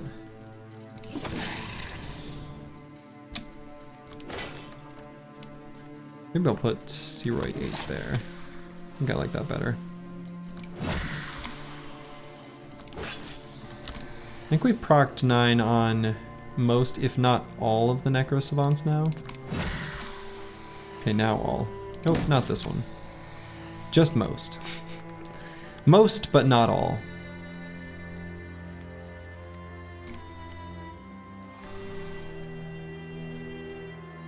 So maybe I'll rotate with Nixlarfs just to attack. Got him. There we go. Now 9 procced on, I believe, all of them.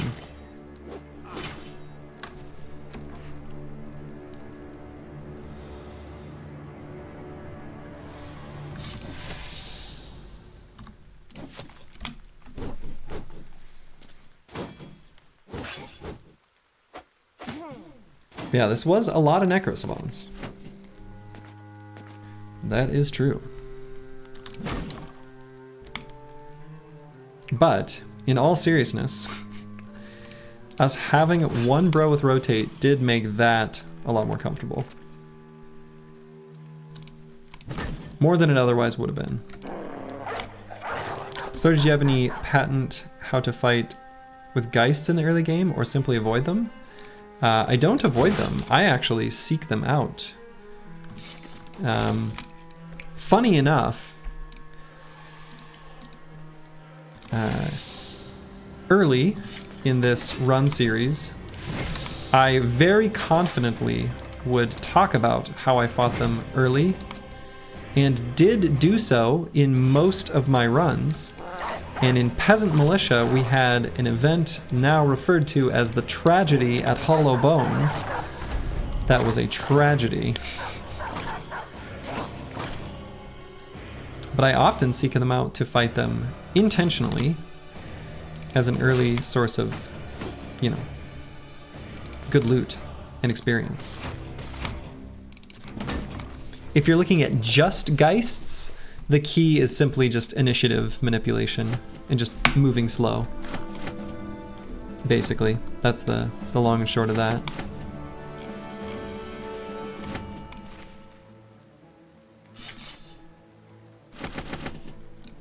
Okay.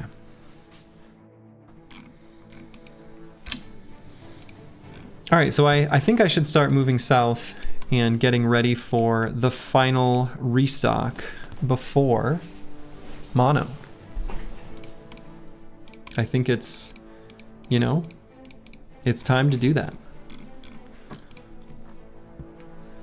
Iglisvi has hit a veteran level. Lovely.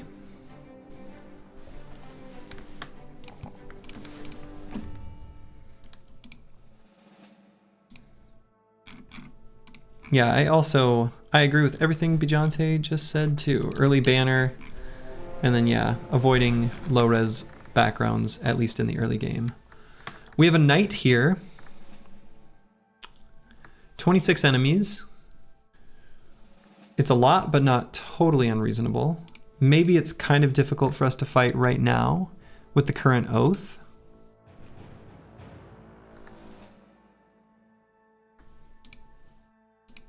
The team's in pretty good shape though. Armors are mostly looking good.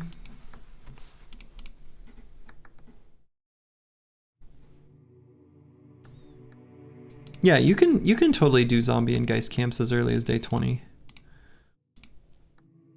That is a thing. That is definitely doable. Let's see, I need to swap Nixlarf's armor.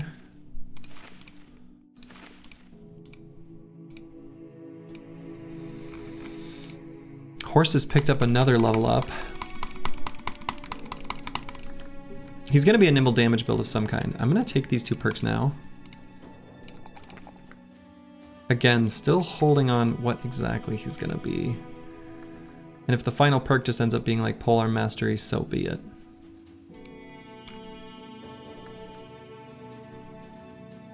But this knight is a potential opportunity to get a coat of plates. There was one for sale in either Himmelstadt and or Zugfest and or Granite Fest. The stores probably will have restocked by the time we get back there though.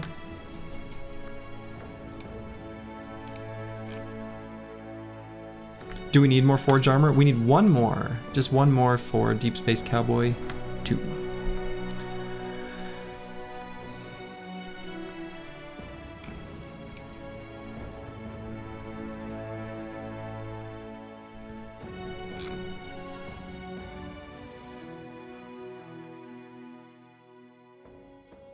It's the stat penalty that makes me think, is this fight dangerous? It kind of is. It might not be a terrible idea to dodge it.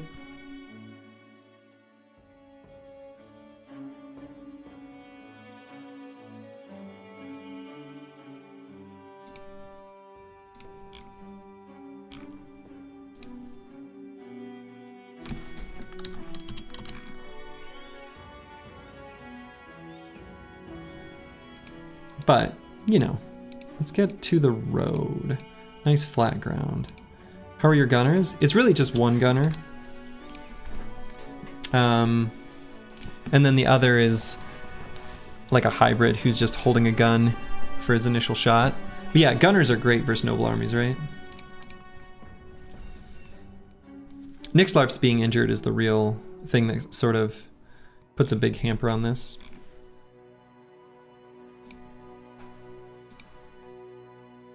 I think as long as the fatigue neutrals are pushed forward, I think we should be all right.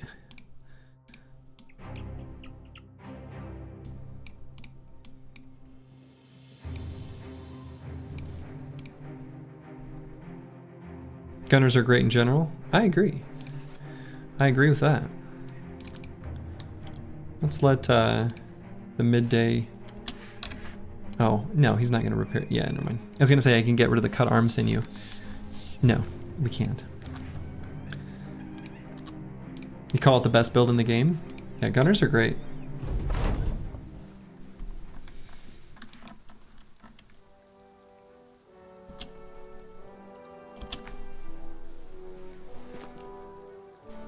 Okay, we'll need to be mindful of Sir Cunebert's shields against this sergeant with an axe.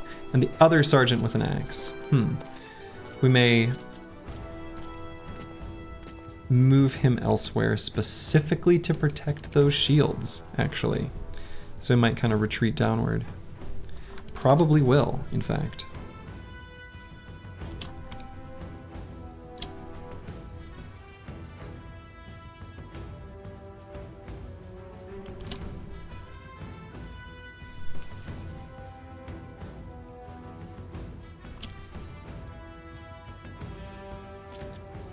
There's the knight. We can get ourselves a fancy helm as well as what does appear to be a coat of plates based on the pauldron that I see sticking out there. So, cool.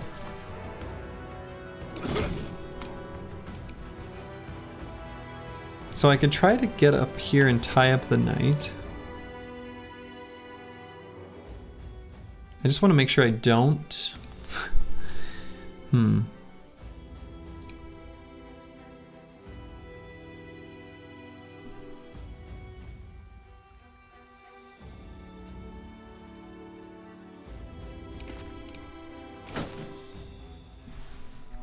I don't want the sergeants to be on Sir Cunibert.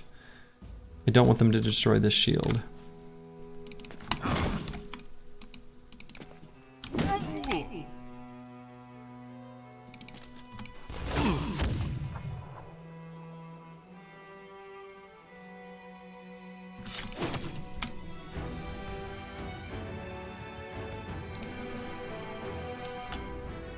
We also don't want them to destroy Debuli's shield, but his is quite durable, right?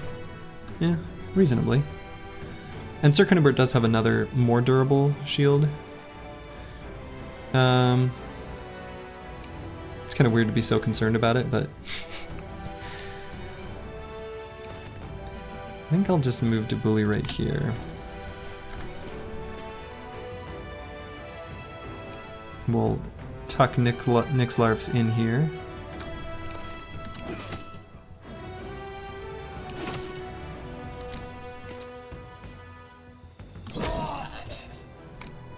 Lovely.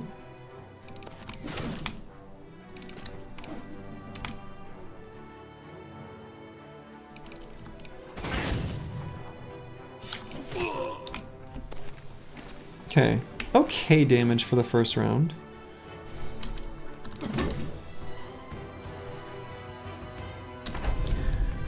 One of these poor footmen is for sure going to step in here. They're going to regret it. Could be the knight though? No. Moves in 16 rounds. It won't be.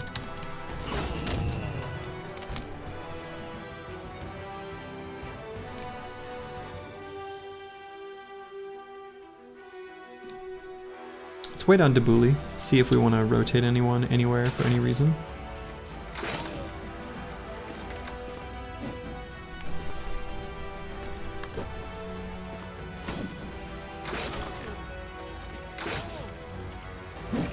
You'll have to watch Zerk Chains against Nobles. Yeah, they're very good. Okay. Dr. Jones is in a not great hex for him. Same with Nixlarfs.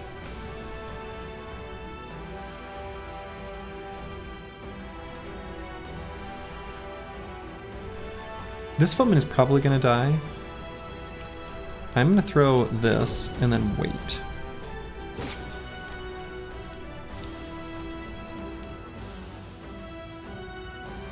We've got Headhunter, so this will just be a kill if we hit. And it was. Oh, I could have done a better reap than that. Whoops.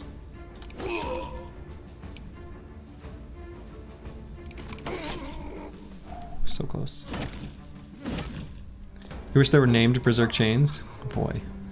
The terror they would unleash upon the battlefield, can you imagine it?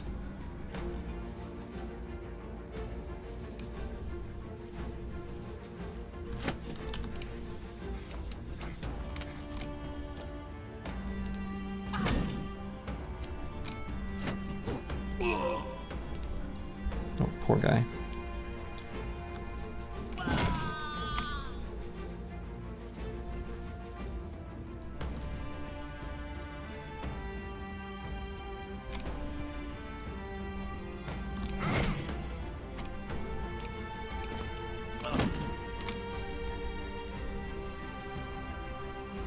So I'm okay with where Dr. Jones is for now. Ooh, a named sling. Yeah, that is a shame that doesn't exist. We can chip this armor a little bit, like incidental, with incidental fire, and that's fine. Though I think I might still just attack right there.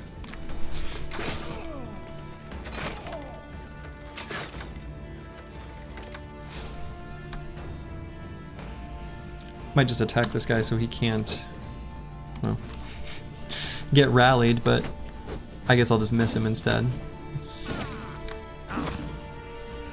Alright, Searoy 8 is gonna have to back up. He's taken too many hits.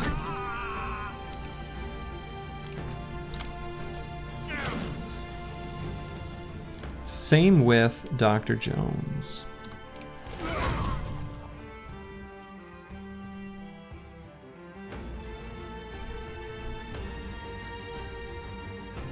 So that's one that Debuli could rotate out, and then Searoy 8 can just run out. Their banner is running. Pretty cowardly if you ask me. So I need to get a bro in there to get in melee.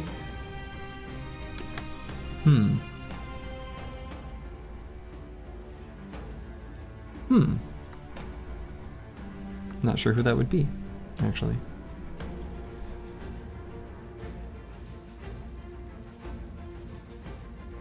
I mean, I guess I could push XJI7. Did I grab 9 on him? No, I went with gifted. Could push him up and attack here. And then have Bardish Bag move up to there. That's probably the safer pull. Well, maybe.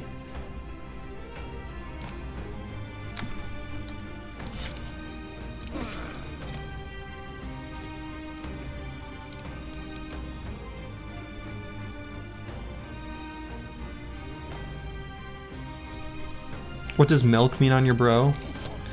You know, it was sort of a poorly formulated joke of we're not doing anything spicy anymore. So we're doing things that are, you know, mild, like milk.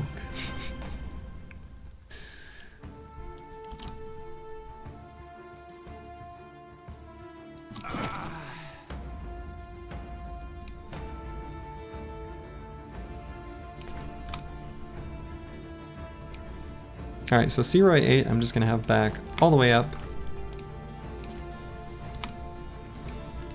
Yeah, it was me trying to be funny. I didn't do a very good job.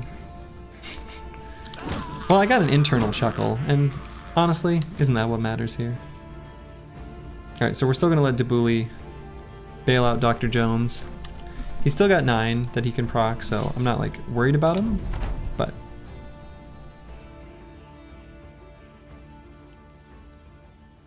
And sorry, Bardish Bag. Go ahead and do a yoink. Hello, Mr. Knight.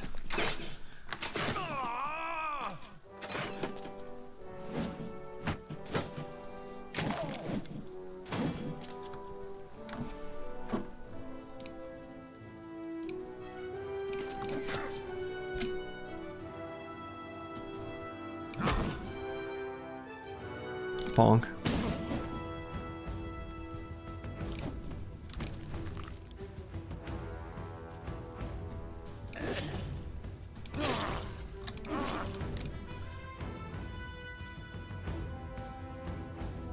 What's the rotation count at now? Good question.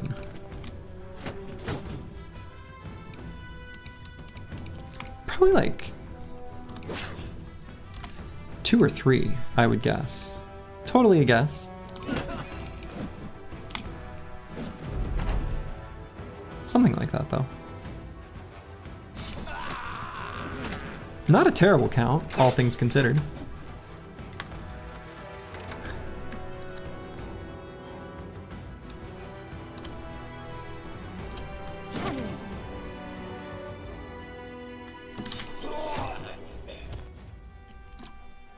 Three is probably 1 death avoided. A lot of them in those 3 are offensively rotated though, which could translate to a death avoided, to be fair.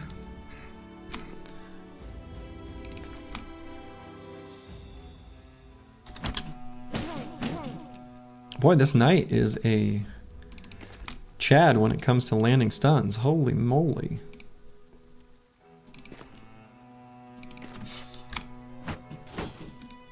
You remember 2 saves? Yeah, maybe it could be doing all right. I mean,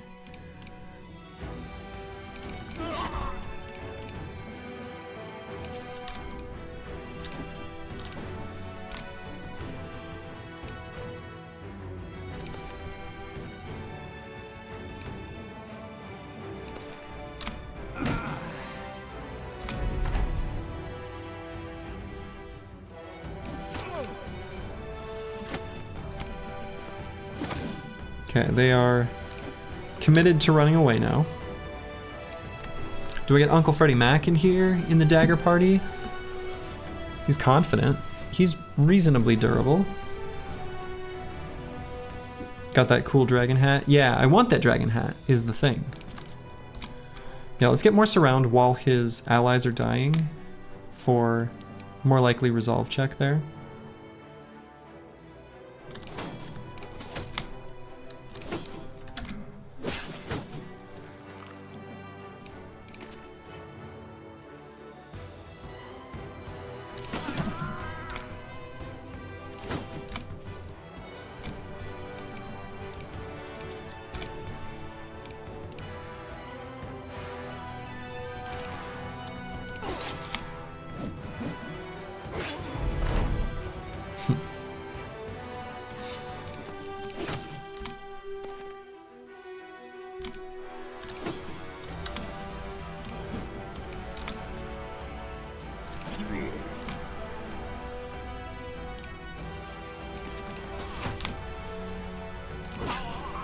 There we go. Now he is fleeing. Hell yeah. So we'll make sure to just enclose him. And then we now have some fancy armor, potentially, probably. We'll have a fancy armor. Will we have a fancy hat? Well, that's up to the fates to decide. If they will it, then it will be. If they do not, then it shan't. We got the cool dragon hat. And okay, it was the reinforced mail hauberk. Dang, that's too bad. It's hard to tell the difference between this and the coat of plates, but still, that's a great armor to get. So can't be unhappy with that. I mean, I could be, but that would be petty.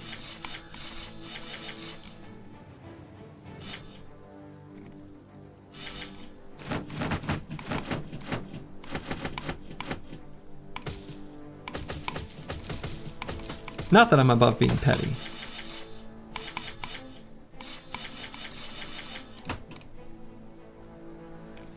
I'm fully capable. Plus 10 swag points, yeah. Like a giant dragon on your head? That's pretty cool. Swag over stats? Yeah. Deep Space Cowboy 2 now has a dragon on his head. Are there tabards in vanilla? No, not that have any impact. Though this would put us at an unusable amount of fatigue. Honestly, we could just give him the water skin and get rid of this old trait, and then that would just take care of it.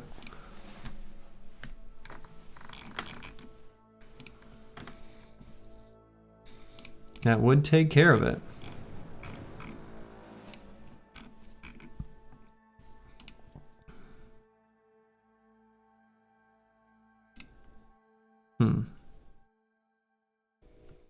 Really don't have any use for this helmet. It's like just in that fuzzy line between... Yeah. Oh well. Deep Space Cowboy got everything except a mace. It's true. Alright, I'm gonna not fight this supply caravan at the moment, actually.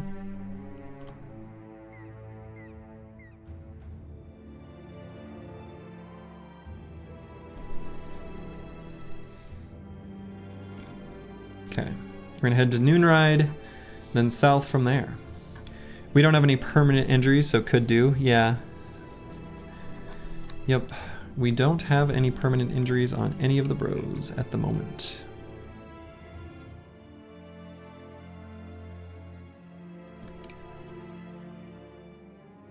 Of course, this place is raided. Do I even bother to do anything here? No, I guess not. It doesn't have any structures to interact with, so I guess I don't care.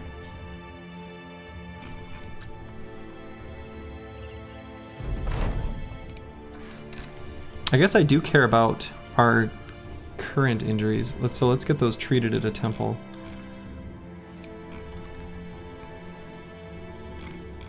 So we'll head down to Himmelstadt.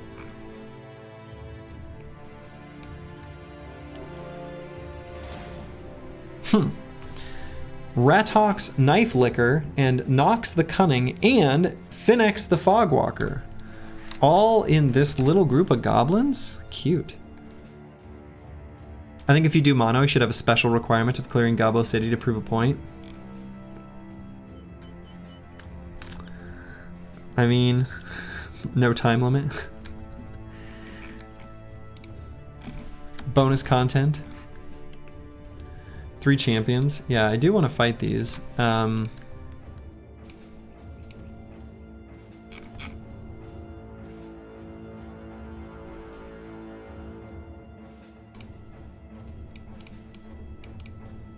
What is back Dr. Jones up to there?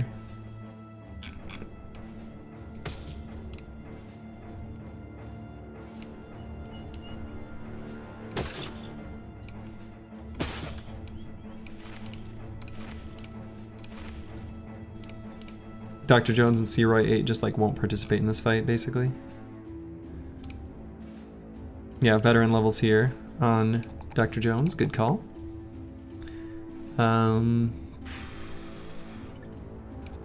just get the single point of resolve here.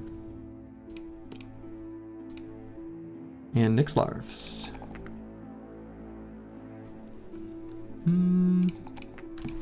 Yeah. Yeah, let's see what these goblins are all about. Gotta be careful about the Wolf Riders. I don't want them to get on top of Dr. Jones or Searoy 8 on the back.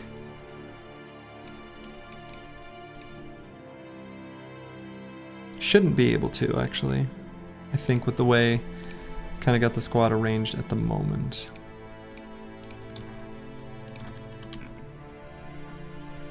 I'm not just gonna let 3 champions waltz on by, you know?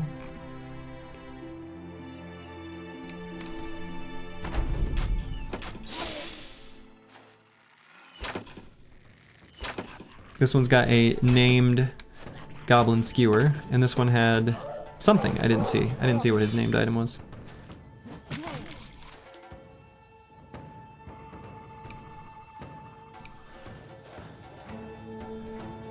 Alright, we can hit 4 here.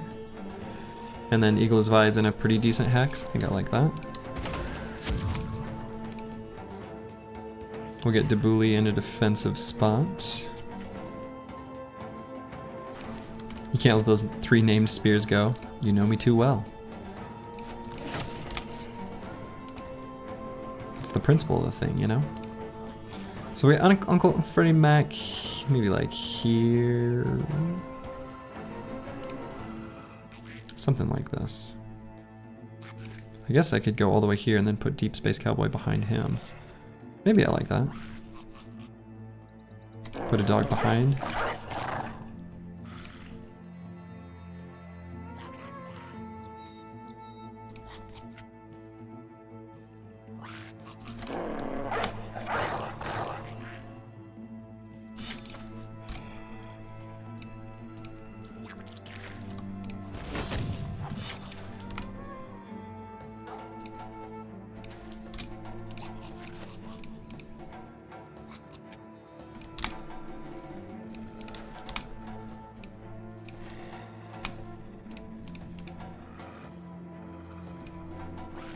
Oh, right. We'll come back for that.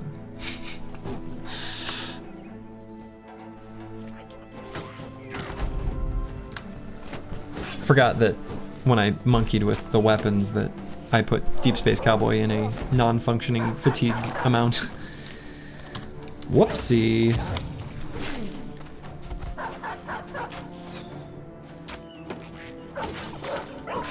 No, don't kill my dog, you bastard. We do kind of care about the dogs actually quite a bit. Not only because, you know, they're good little boys and girls, but because, well, we need them. Especially the ones with good armors.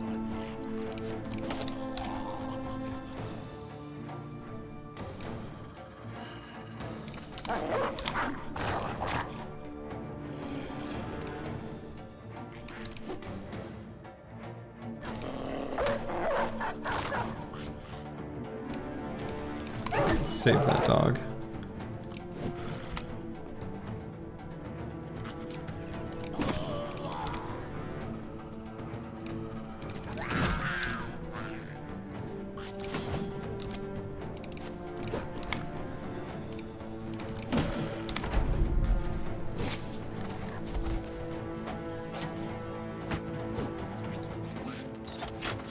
Goblin range champion have insane stats and perks. Yeah, champion goblins in general, they're pretty tough.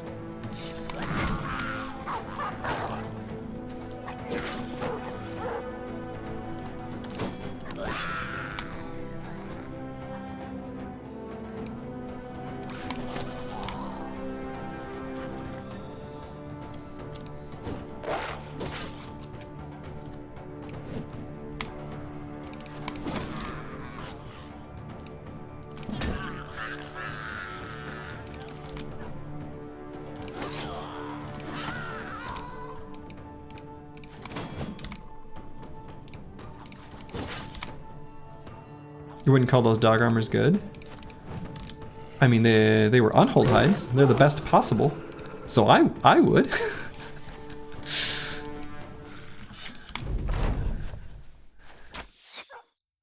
Not all of them though. The one that died though did.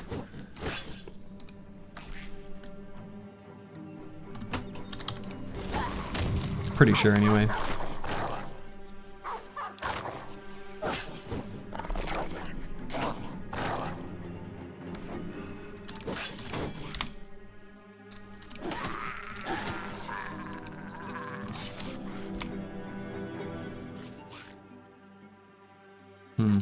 Let's go nowhere near Nox the Cunning on Searoy 8. Horsed though.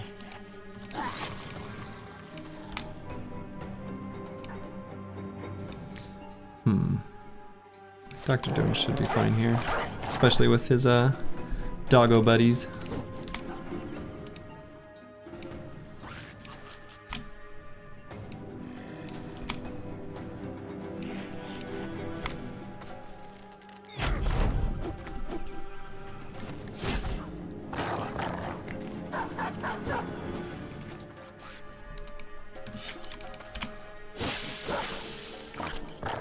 Okay, we'll need to get someone in range of that ambusher.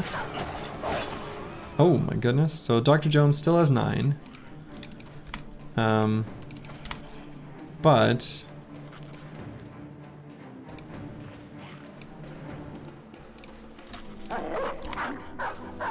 no, wrong way, dog.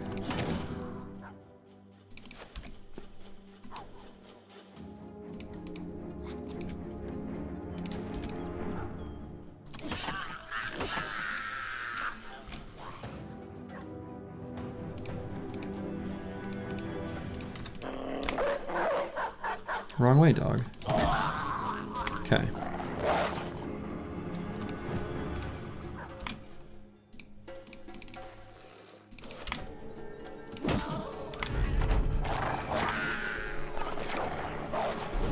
Nine proc, but we should be fine there.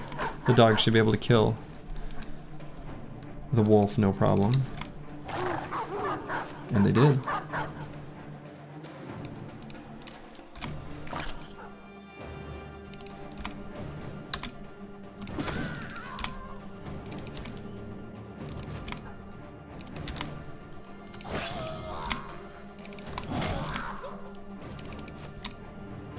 Has this run actually been hindered by lack of banner? I would say so.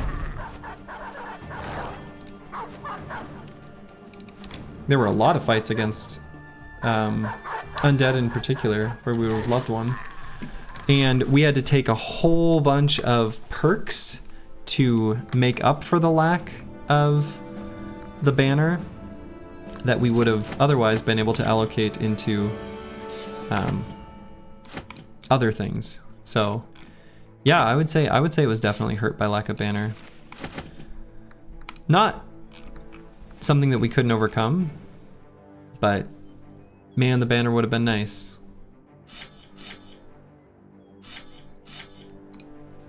All right, this should be fine.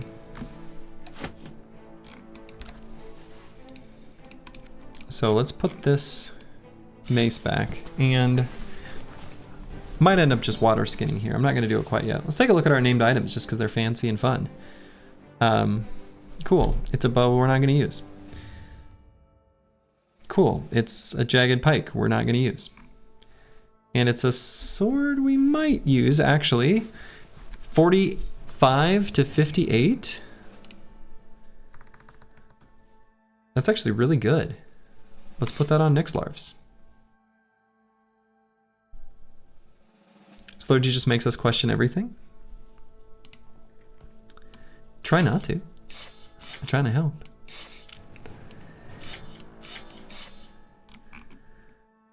But yeah, I would say we were definitely hindered by lack of banner. For sure.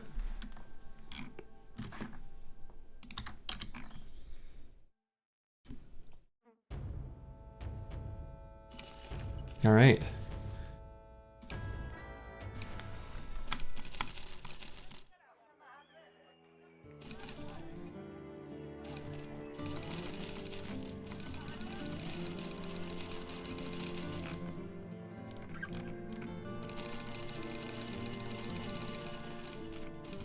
Let's sell all this stuff.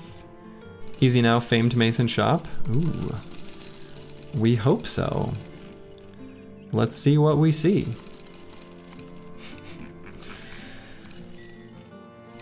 Still gonna buy the overpriced tools. Let's check the armor. Nothing here. But the shop is down below, so we're good. We're gonna repair all these injuries, obviously, for sure. We're not gonna do any of these quests. Mono tonight? Oh yeah, mono soon, actually. Deliver stuff to Cargao? Probably won't even bother. Yeah, we'll be doing mono soon. We actually need to do mono within 4 in-game days. So basically the plan is to go to Tarwa, Al-Hazred, Ancient Statue, and go. So we'll be doing it very soon, in fact.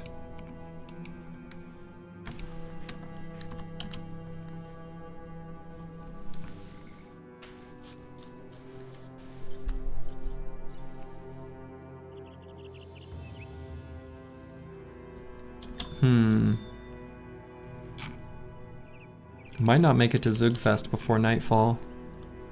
Why 4 and not 14? Well, because we currently have this Oath of Righteousness. Not hitting level 11 with that last bro. I guess not. We'll be able to stop by a couple more weaponsmiths. Man, I don't want to wait for day.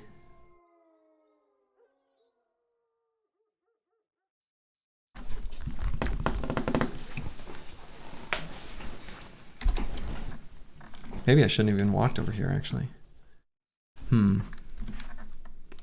No, I'm gonna just sit here. Which sucks.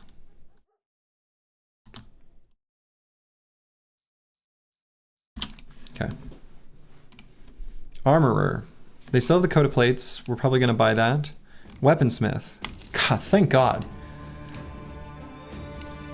Boom. Can't really wait here, maybe on the way to statue.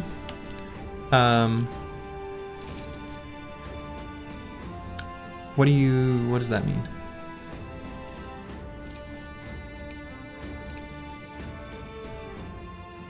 All right, we'll buy this coat of plates, I guess.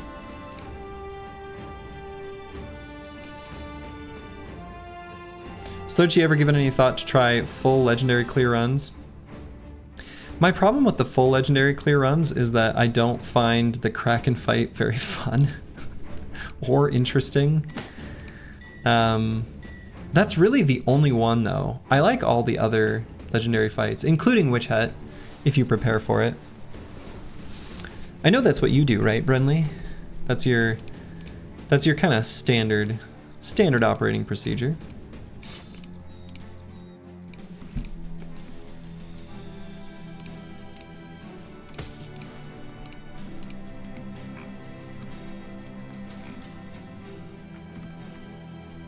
Okay, was there anything else here? No. You're saying we could visit the town on the way to the statue instead of waiting the night? I see what you're saying.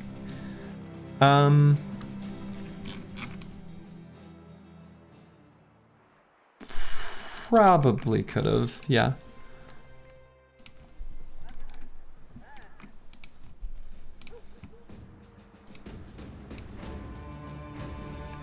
All right, and I guess we'll go ahead and put things on these. So we're gonna need to move some armors around a little bit.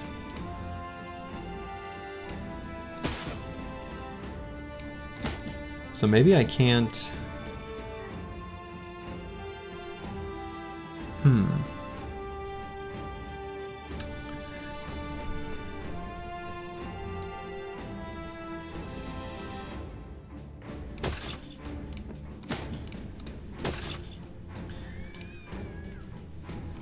Yeah, I mean, if I gave the water skin, that puts us at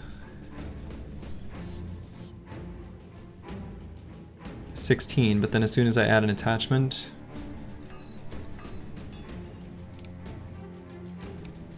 we're no longer functional. Same problem here on Bijante, actually. How much fatigue do you gain removing old? 10. 10 is how much we regain.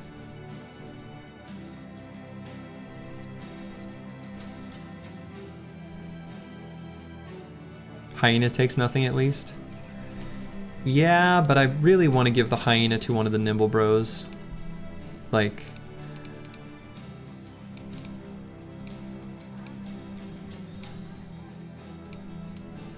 I feel like that's just better, since they have dodge. And they will be taking some attacks.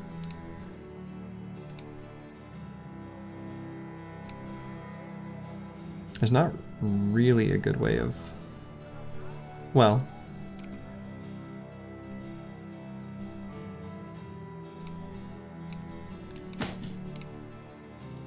Yeah, Bijante has the same... Let's just do this here. Not even bother with the poleaxe on Bijante. He doesn't have quick hands. So maybe we don't care. Yeah, and then we'll throw heraldic shoulder plates here. Bardish Bag is fine just the way he is. No need to change a thing. So now, actually, if we did this helmet and gave him the water skin, let's just do it. Boom. Do they have quick hands? No. So they can pick something up off the battlefield anyway. Bardish Bag has quick hands. These two don't. This'll work.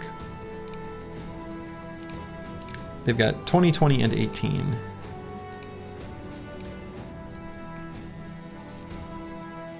Holy Swordmaster? Oh god, yeah. Can drop the reach weapon then? Yeah, we could. We could have done that here, right? It would have put us at 17 instead of the... Yeah, we could have done that.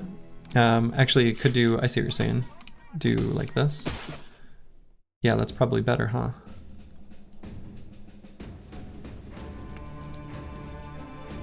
Yeah, and if we need to pick up a reach weapon from the battlefield because we're really hurt and we can't take contact anymore, we just will. So we're approaching the final days, the final hours, the final moments, the final countdown. Do-do-do-do, do-do-do-do-do.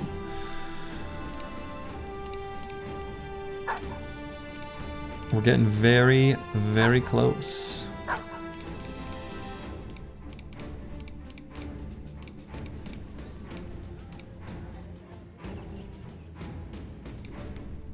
Can even drop the mace on turn 1 too.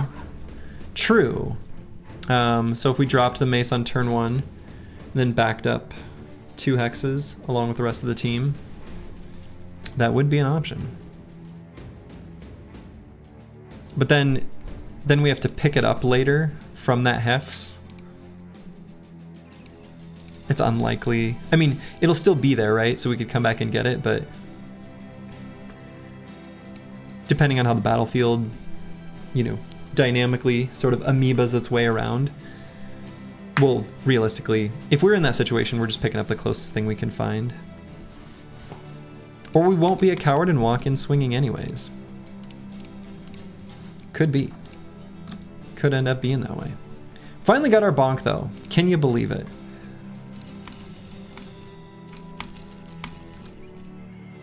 Incredible.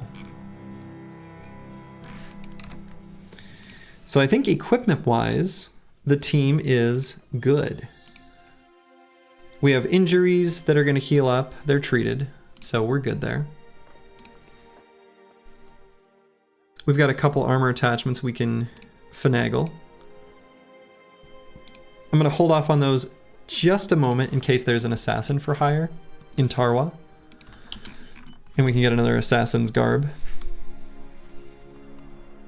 But we are...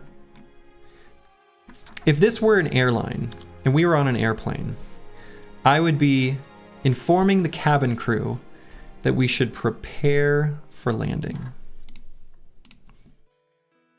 Do I do a quick unhold encounter?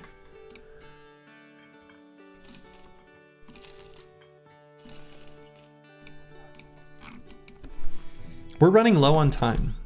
I think no. Build TBD on 136, lol. Fair.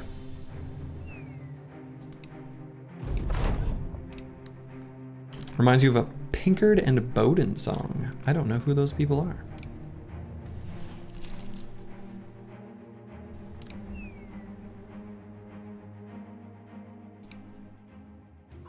This place has been raided, as is usual.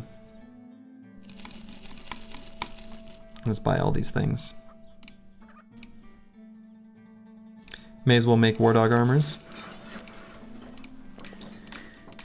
And I think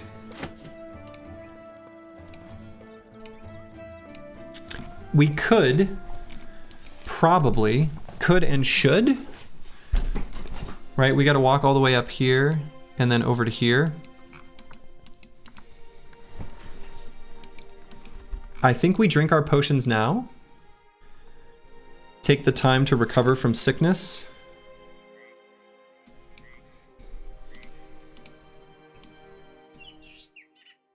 And do this.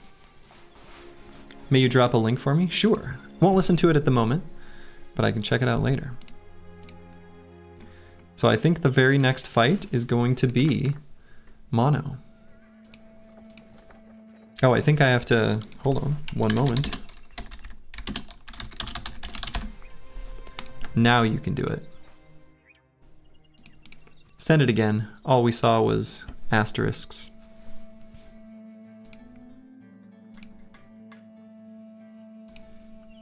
Horst never did get...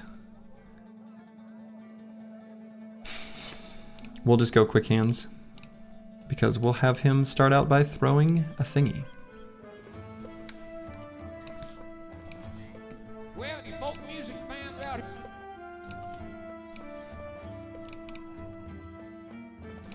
So yeah, 3 days to get there. I feel like, so it'll be the start of day 139. I feel like we should do it. We should go now. Is that how you're dealing with the bots? Yeah. I had to create increasingly strict rules so that I wasn't constantly banning them. It was getting a little annoying having to do it, I will say.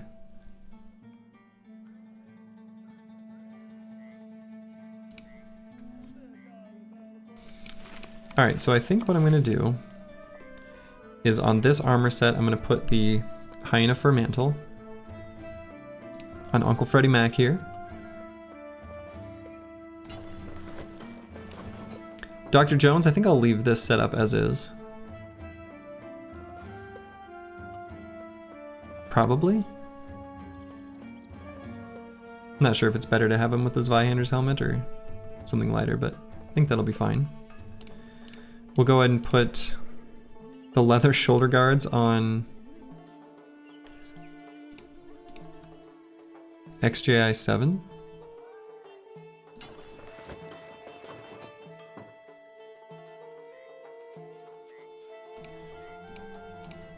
Oh yeah, we're not too old for CDs here. I had a Walkman. Most exciting Monolith incoming? Maybe. Maybe. This ambition seems pretty busted. Maybe it'll be easy. Maybe. No smoke pots because we're not cowards.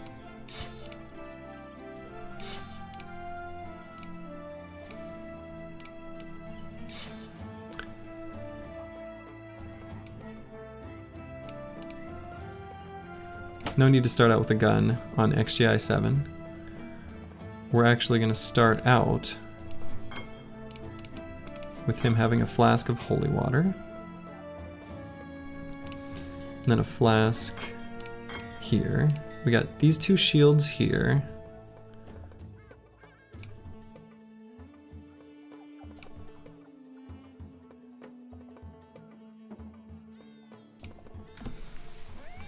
Or do I just say the... Nah, I'll just leave it as is. This one is eventually going to get destroyed. Even with regular attacks, they'll be able to bust their way through this, so... For luck, that's how it works, right? Pretty sure.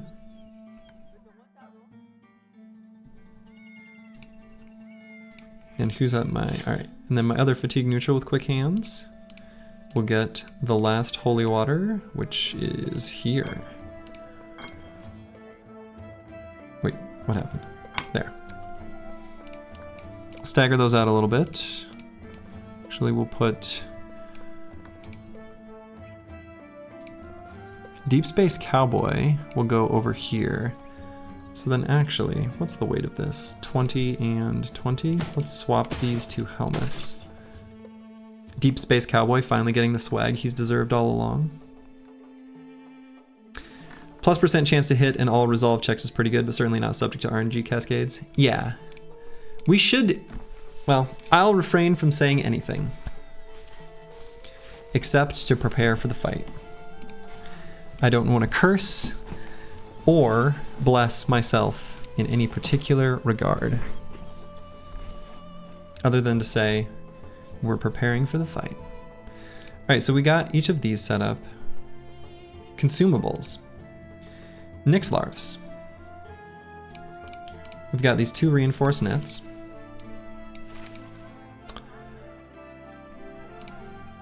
We'll put 1 here. I could keep 1 stack of heavy jabs. I don't think I'm gonna bother though. Maybe I will because, actually.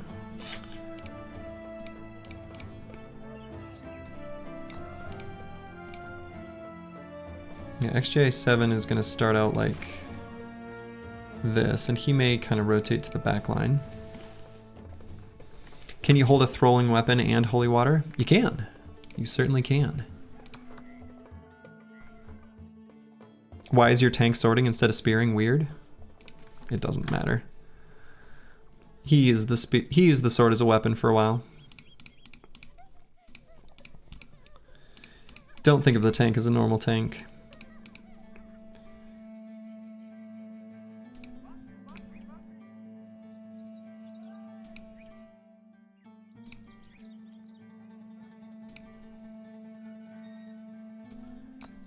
Could put a fire pot here on Debuli as a just in case, as an oh shit button.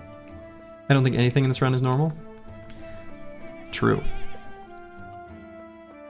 It's a dodge brow battle fortune. Yeah, exactly. Like, what the hell? And I think we're just...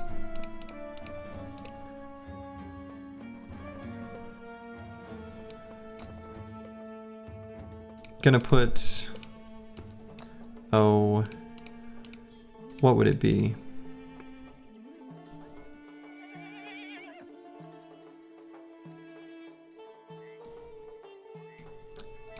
Smoke pots, because that's what'll drop from their corpses.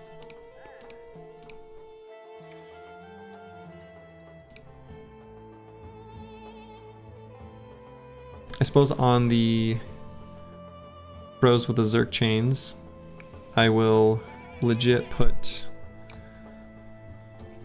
not even a fire pot, because I'm thinking if they use something, it'll be like desperately at the end of the battle. Maybe flash pot, if that were to come to pass.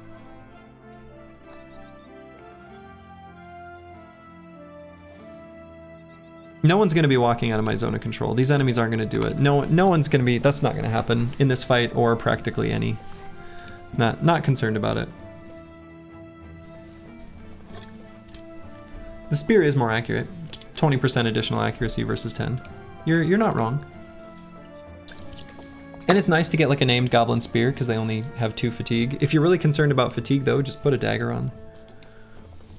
A lot of enemies aren't going to try to exit zone of control, except under pretty extreme circumstances. Most enemies won't.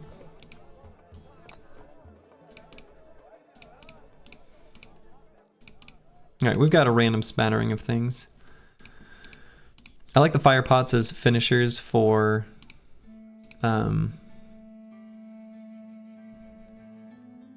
necrosavants, like guaranteed finishers, so that's kind of nice. Spear accuracy, it applies to attacks of opportunity. It does. It does. They just use the thrust attack. So unfortunately we're really low on consumables. We weren't able to accumulate very many at all. So We're going to start with the second wind potions and give them to the most important bros. Number one, we have to have one on our tank. That is just the way it is. That is non-negotiable.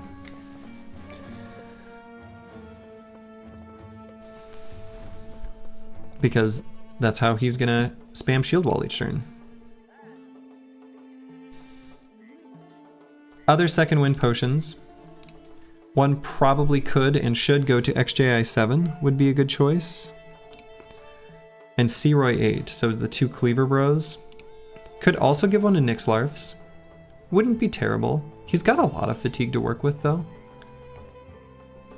You need one on the banner, oh right. Don't make it hurt. Don't make it hurt. We would ideally really like one on like the Zerg Chain Bros, but they're gonna have enough fatigue to work with where, sure, later in the fight they might be in positions where they can't move and attack. That could happen, but that's just the reality of the city being perpetually raided, because it is the Holy War after all. So we'll do second wind potion here and here. Cat potion. Definitely giving the cat potion to our two Zerg Chain boys up here in the front. So that's just a given.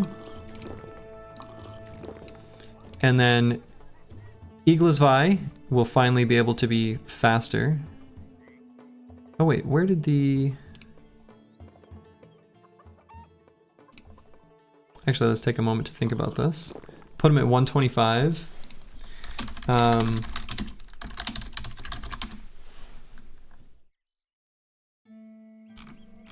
What are Necro Savant initiatives after? Let's see.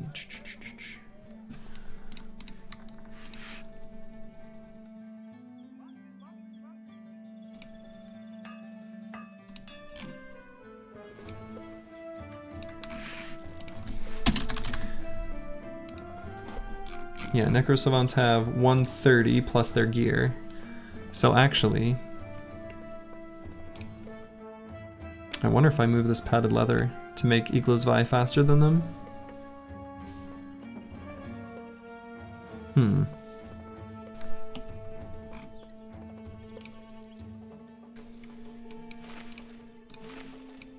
I think I do.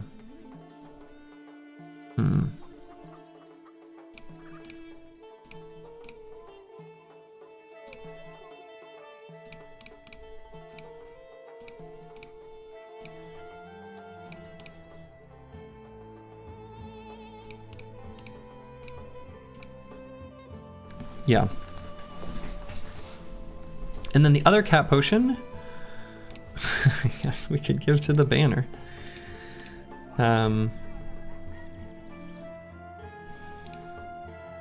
With Lone Wolf, I guess he will need one Lionheart potion. Let's see if that gets him sick. It does. All right, so I'm not going to give him the cat potion.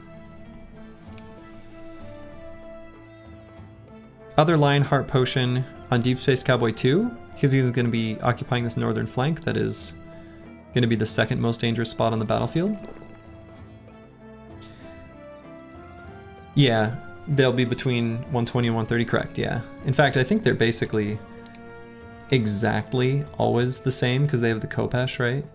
So I think they are exactly 120 after gear. I don't think their natural armor probably costs them any fatigue.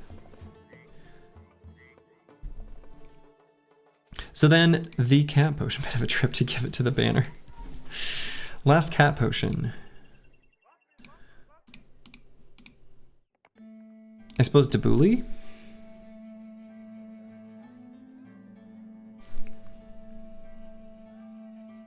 Sure. All right, potions consumed.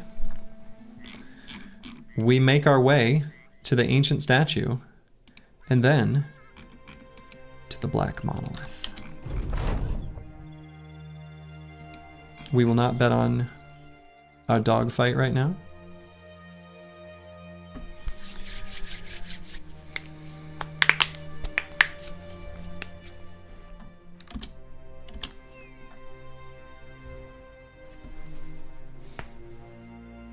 We'll crack a fresh sparkling water.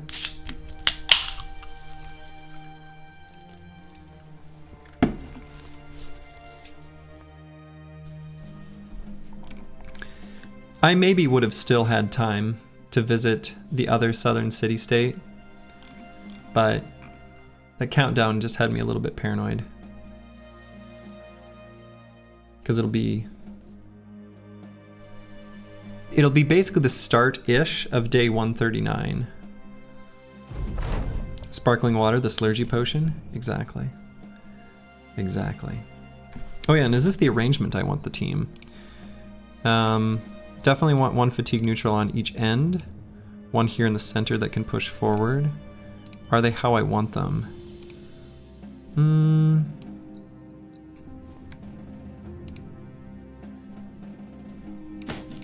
Maybe not, actually. Maybe I put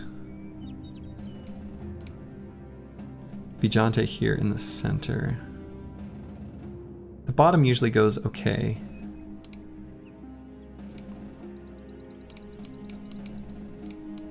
We'll move Debuli a bit more central as well. Nestle these guys in nicely, including here. Yeah, I think I like this arrangement a little bit better.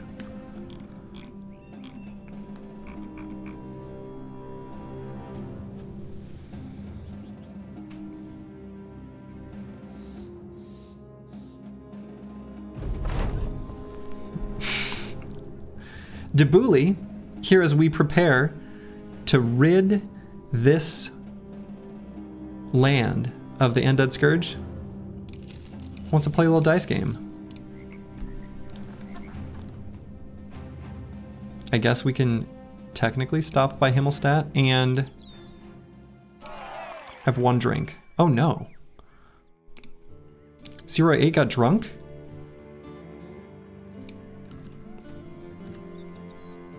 Can that happen in one drink?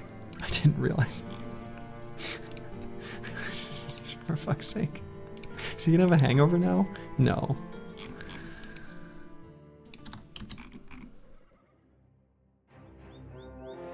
Alright, we're gonna ignore that trading caravan. And the Briggies should avoid us. Yes, for a drunkard. Oh yeah.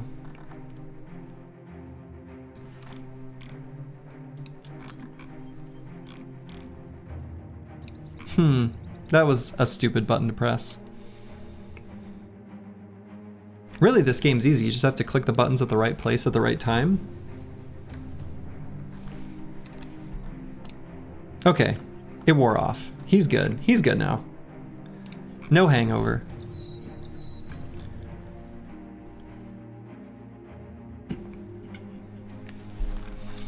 You know, interesting thing about this route that we're taking right now to get to the Black Monolith is this path through the ancient statue was where we ran with our tail between our legs at day 80 whatever after our defeat at the Goblin City. Game is easy, just roll well. True. The enemies are easy to hit if you just don't miss.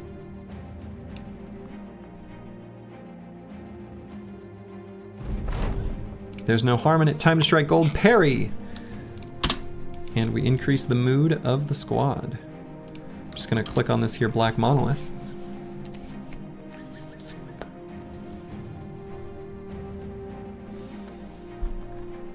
And here it is. The big final fight. These should ignore me, I think. Yes. These should also ignore me.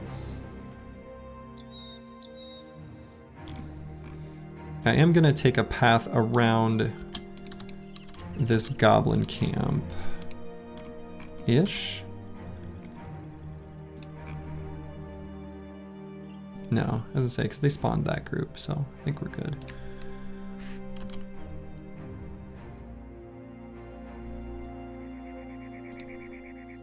Confidence expressed as a percent? some numbers.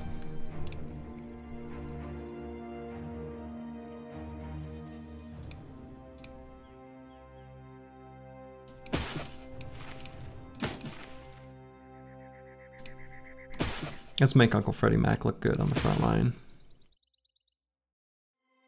I think everything and everyone are ready.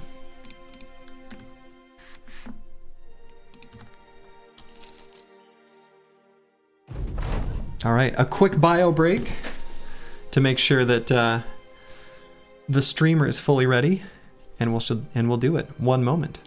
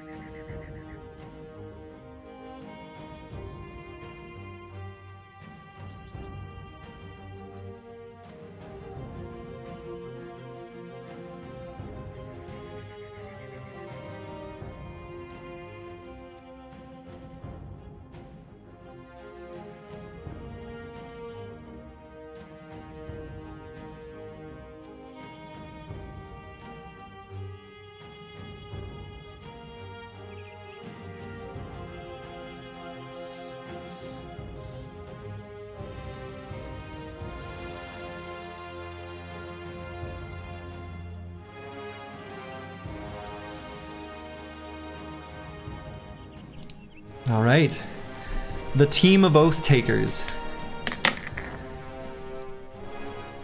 They got off to a rough start with oaths that slowed them down, only to catapult, dramatically increasing their collection of named items and experience and levels, flying high, struck down to the very dirt after the goblins stole our banner and stole many lives. And we slowly but steadily rebuilt a whole new squad to be able to rid the land of this undead scourge. We go in to the end.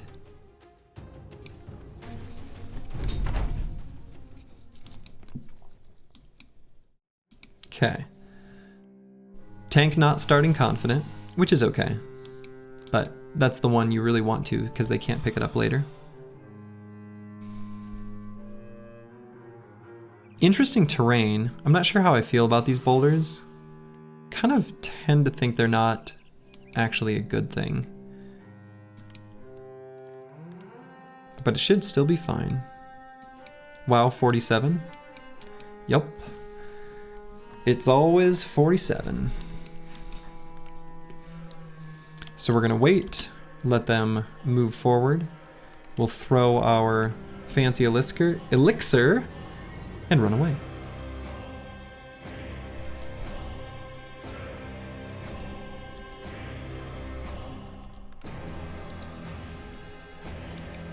Now with Sir Cunibert, there's an argument to be made for running here and ending turn now, just to be able to figure out what we want to do at the start of our next turn before giving the enemies a chance for them to move. I think that's a good idea.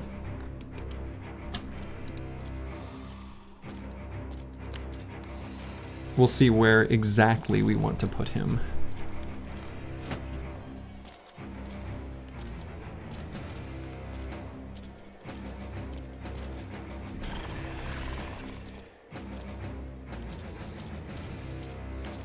Though, I guess, you know, there's the interesting consideration of what does that mean for the priests? Alright. Iglesvai, who... Maybe I should give him a stack of throwing axes as well. He doesn't have mastery, so maybe it doesn't matter that much.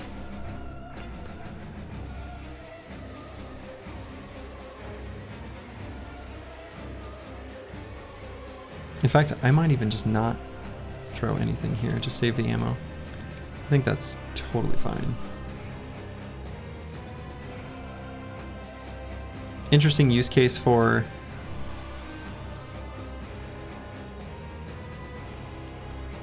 I wonder what would happen if I were to unleash a dog now. I'm not going to, because I'm not going to play that experiment game, because the Necro Savants are next in the turn order. I don't know if that is going to, you know, cause them to suddenly come to life instead of waiting this turn. But, you know, since I'm throwing the holy water, it'd be nice if a dog was tying up those specific ancient legionaries that got hit by the holy water so that they could just sort of die while just swinging at a dog. Just musing, just thoughts.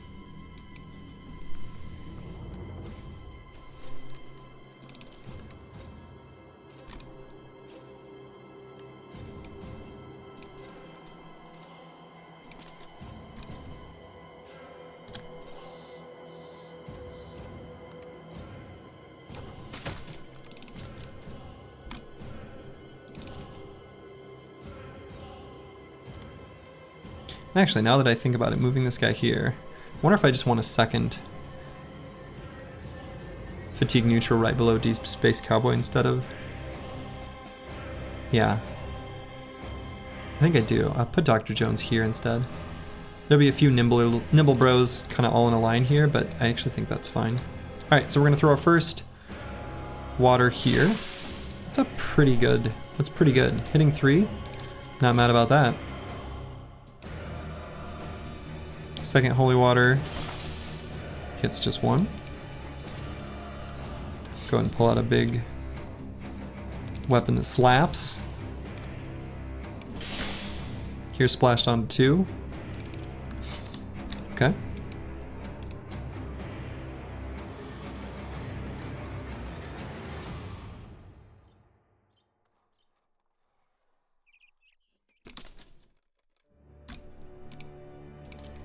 And I should be able to maybe like clog up this final hex with like Debuli. And then enemies that want to get to me have to go all the way around these rocks. That's actually pretty good.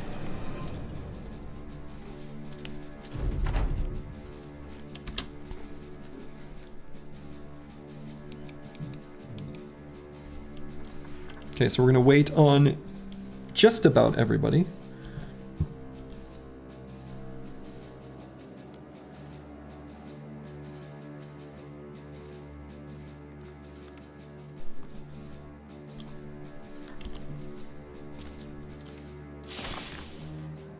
There's the Conqueror.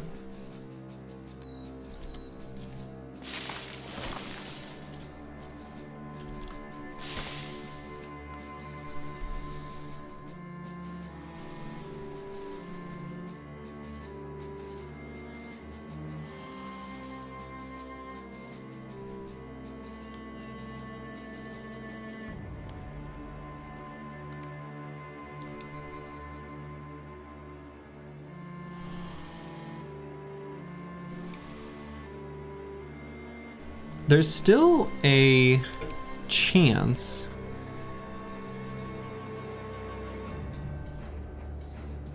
if nobody engages the front line with melee, because they are, you know, sprayed with holy water, we could retreat a full round back still if they don't get into melee contact here.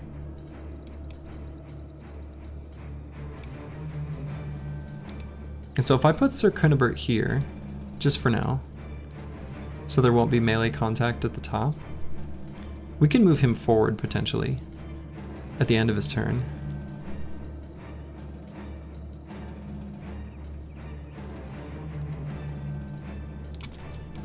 And we'd still clog up this whole area.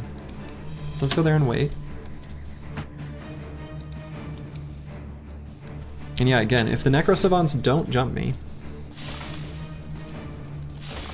and nothing makes melee contact, we have a choice.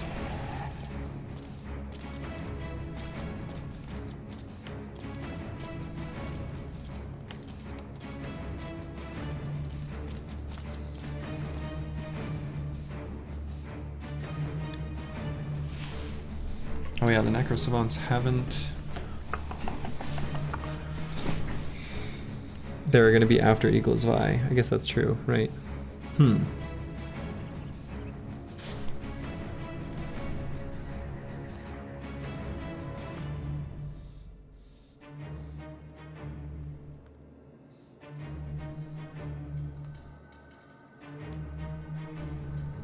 I guess I also just get target selection, which is like a thing. And then these will just die. Maybe that's not bad.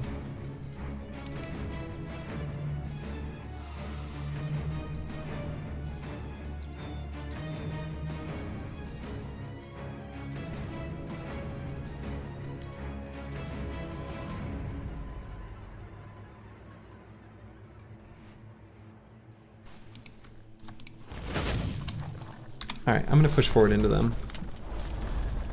Yeah, Necro Savants are activating anyway. But, oh, never mind. I was gonna say didn't get anywhere to make melee contact, but then they just suddenly did. Out of nowhere. Alright, so let's move Debuli up here.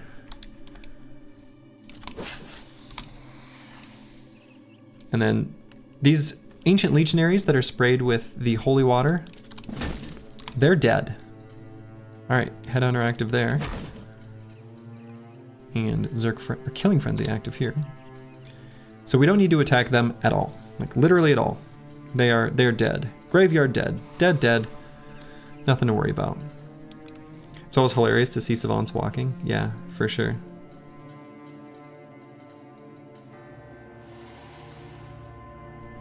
So Nyxlarfs could go up and throw like a fire pot.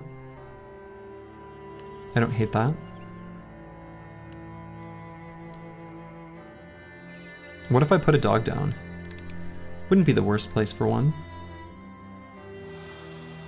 It'll be tied up so we can never worry about like Necro Savants getting a free doggy treat.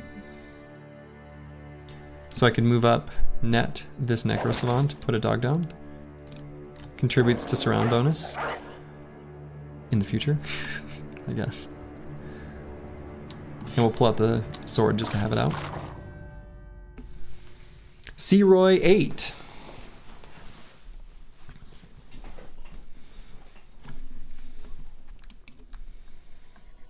Could move forward and just blast this Ancient Honor Guard. I think that's a good idea.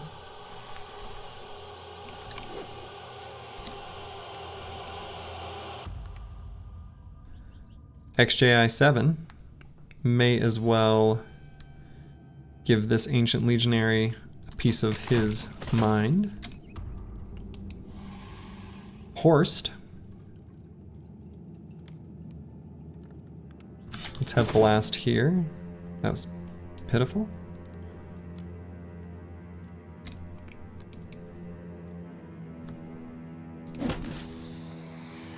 Dazed and 9 lives there. Debuli should be able to finish him off next turn.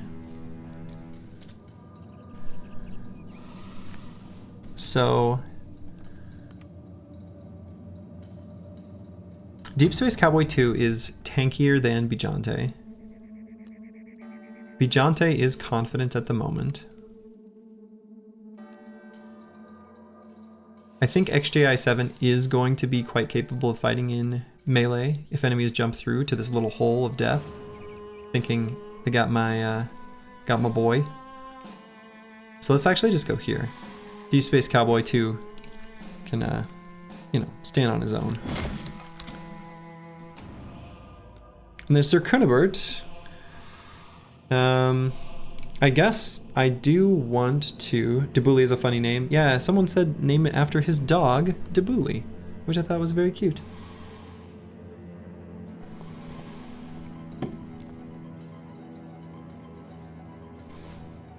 I don't really have to worry about plugging up this back area. They're gonna come to me.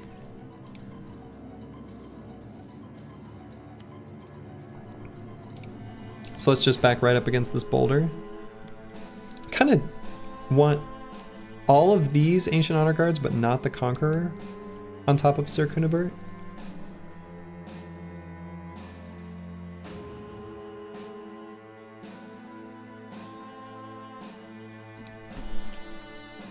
Or do I want the Conqueror? Maybe I do. He's got fast adaptation though. He'll always hit eventually.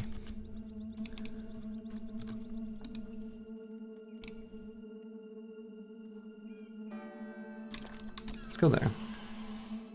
Just prevent a little bit of damage. Bardiche Bag, I think I will attack this one.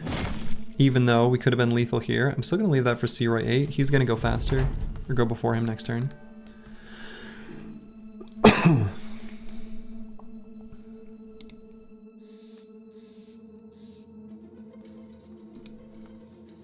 Eaglesvi is just asking to get jumped on by Necro Savants. Do I think that's okay? Kind of, but if I think so, then I guess I wait and have the sword ready. So I guess we wait.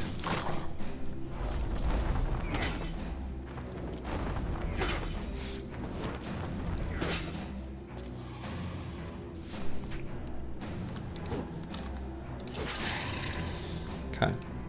Good kill to Bully. Headhunter is active. Necro Savants do not have Steelbrow. So that's a pretty good hit right there. I think this dog will clog up enough space right in that exact hex that I'm happy to put him down.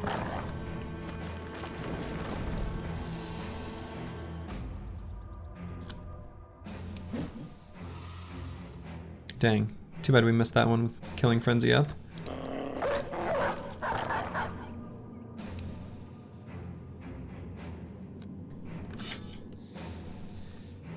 And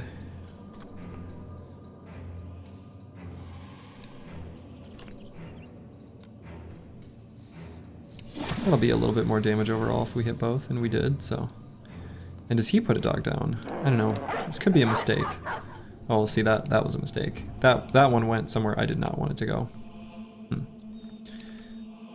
Alright, so pull out the cleaver. Dang. And then we'll wait with the rest of our AP here.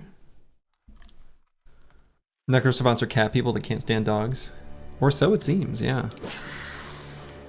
Okay, 9 lives procced there, so it could be a good idea to throw a fire pot just to finish him off. Though, with his body armor still intact, it might not. So let's do that, and then throw.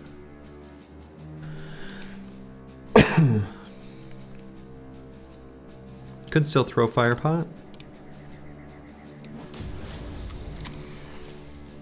Alright. The Conqueror is still committed to the tank up there. It's probably fine.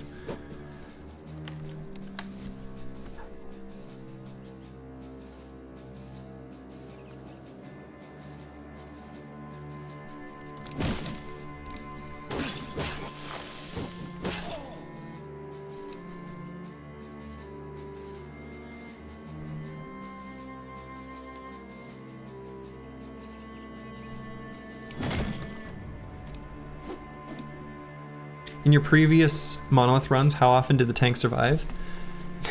We have not yet had one survive. Not yet.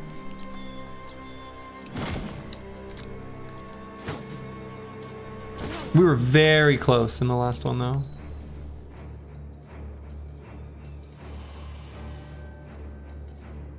So I'm gonna play a little bit of a cat and mouse game. If the Conqueror wants to chase me, fine. If I shield wall and go here, he can't attack me next turn, but he will run to me. I think that seems pretty okay. Oh, I can't shield wall if I go here. But I can go here and just end turn.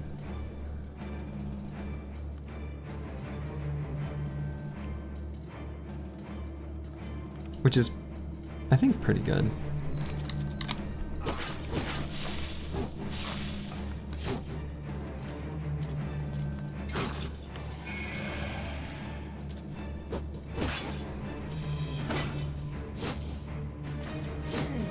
That was a pretty bad horror that they hit on me.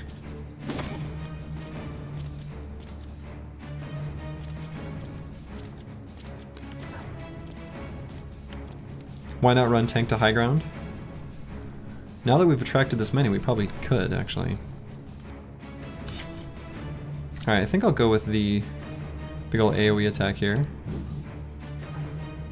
That's too bad.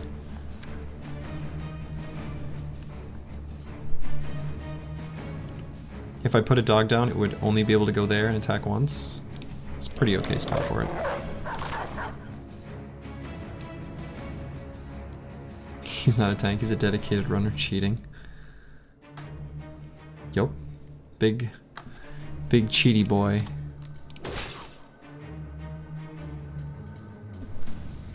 Okay, do I put a dog down? Maybe should have even there before I attacked, now that I think about it. Roy 8 does have... Yeah, let's still just do it now. He does have Backstabber after all.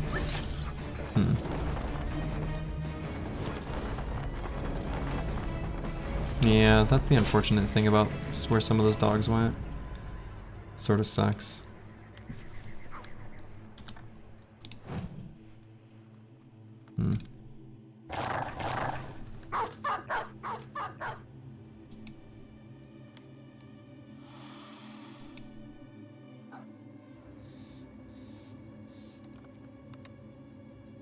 Not the puppy. Yeah.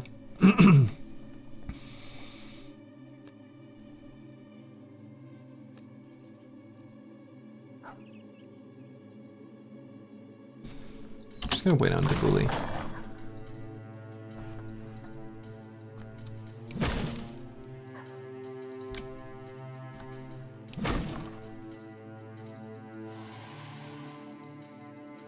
Headhunter and Killing Frenzy active. Now if I wait, the downside to waiting is that I'll lose a little bit of fatigue and then I won't be able to move and attack next turn because I didn't have enough second wind potions to go around. So I don't like this hex for Dr. Jones, but I'm still going to move to this hex for Dr. Jones because I want him to be able to attack next turn.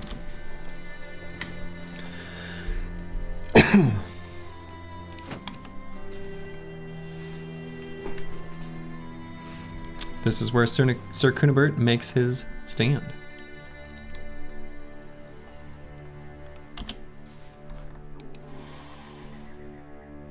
So, Nick's Larfs, I'm going to pull out the Javs and throw at this Necro Savant. Proc 9 lives, you love to see it. Let's get a read. Hell yeah. Ugh. God.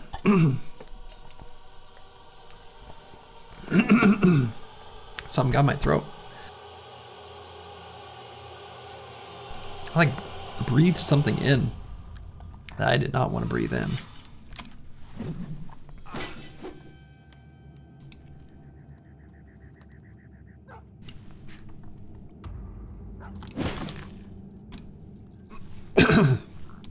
Sorry. Yeah, the miasma's getting to me. Exactly.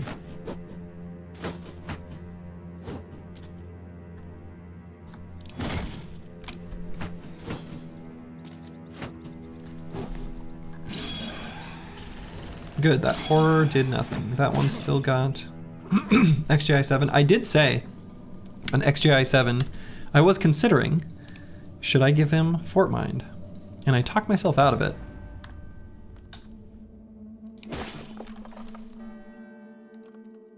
Make of that what you will.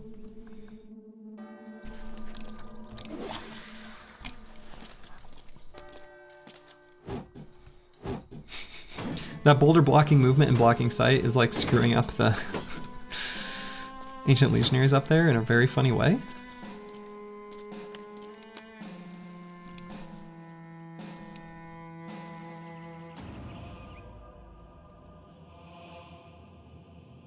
XJ7 getting to be up front like he dreamed, yeah. I think I'm gonna rally him. I think that's the best move with this guy's turn.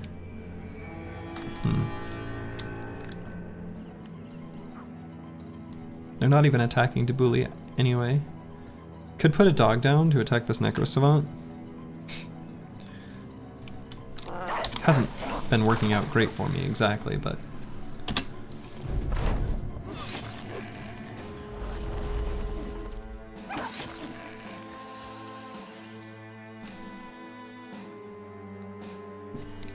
Alright, we have so many fast adaptation stacks. My god. Alright, now we've got 3 of them. Eagle is Vi. Not hitting a damn thing.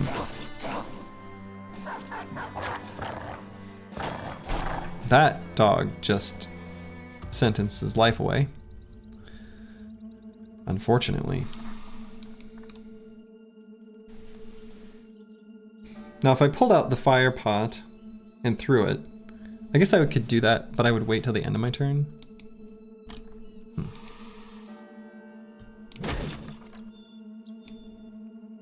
Uncle Freddie Mac, he can push forward.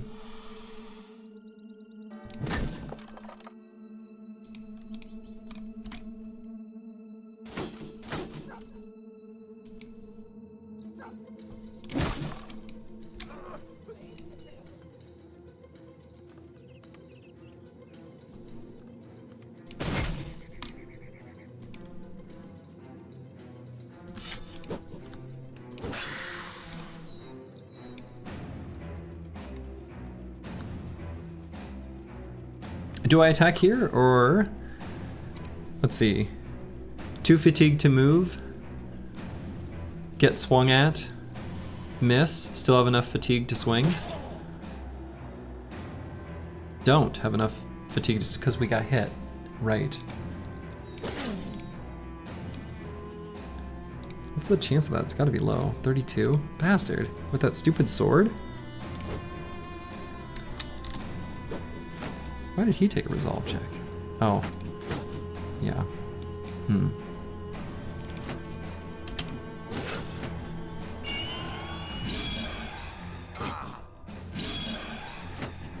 C-Roy 8, kind of getting wrecked there a little bit.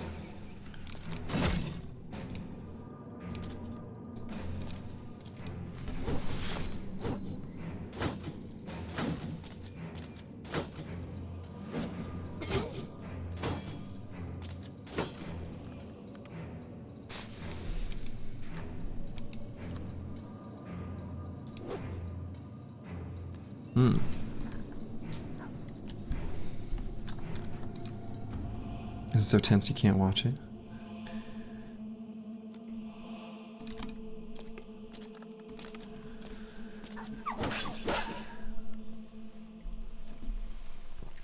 Alright, we're gonna end turn here because we gotta rally XJI 7.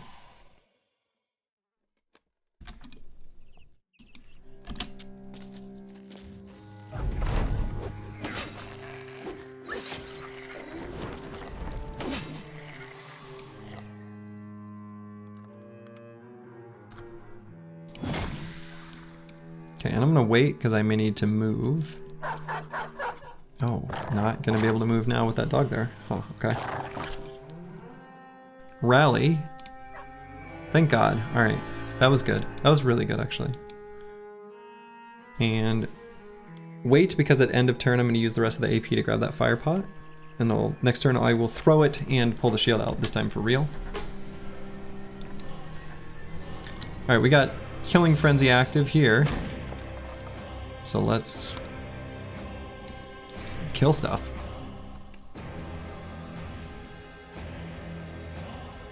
Dogs were bribed by Monolith folk. Yeah, the dogs really... There were definitely some of those I should not have put down. I'll say that.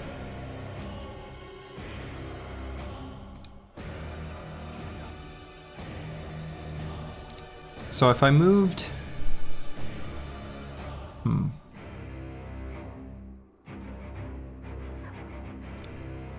No, I think I'm still gonna keep Dr. Jones around the edge here.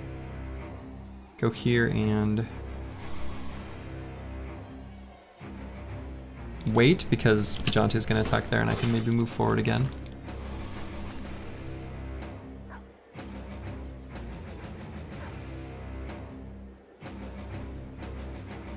a stupid but serious consideration for putting a dog here. Kill this stupid Necro Savant.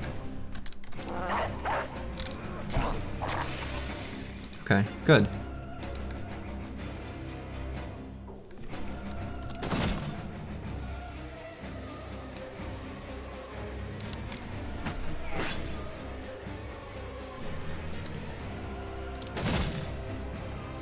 That is so close to lethal. So close.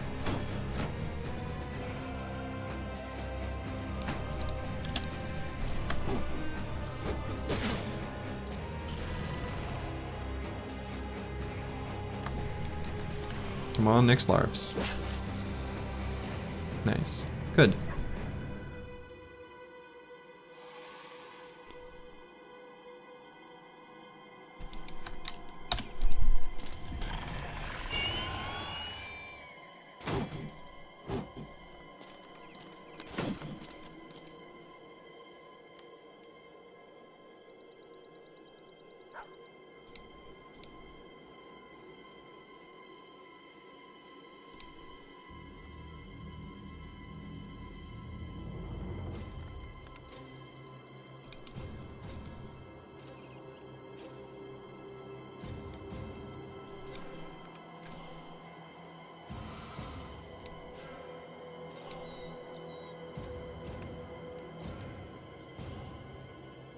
Send Horst all the way up here, I guess. Unfortunately, kind of a wasted turn of just movement, but...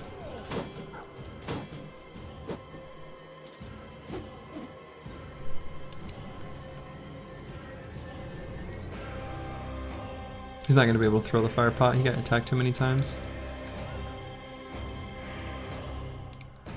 So Searoy 8, unfortunately, did hit the condition of got wrecked too much. So does he pull out the billhook? Does he back up and pull up, nestled safely amongst the crew and pull out the billhook? Is that how he contributes to the rest of the fight with this giant weapon?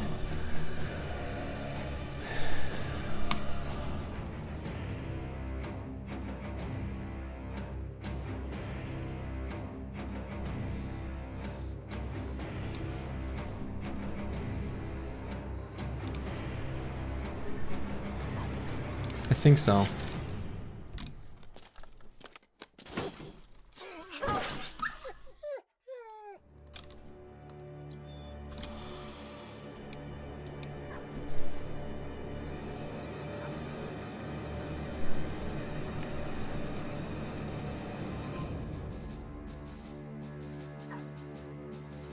Actually, hold on, let's think about this.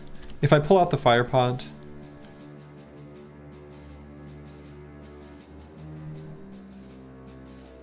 I will free up 8 fatigue. Right? Pretty sure that's how that works. And so then, next turn I can throw it. No. Oh right, it leaves the same amount of usable. I'm dumb.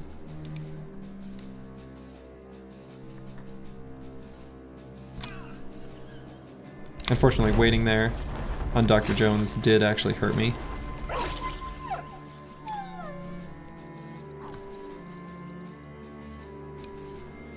I'm gonna wait on Eagle's Vi, get more surrounds there. The dog's going up there to help Sir Cunibert. Very brave. Not so sure about it, but very brave. Alright, XJ7 has tons of fatigue to use.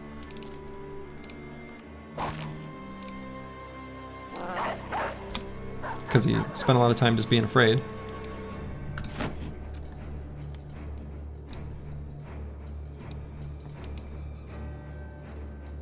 Uncle Freddie Mac, he's got his headhunter ready to rock and roll.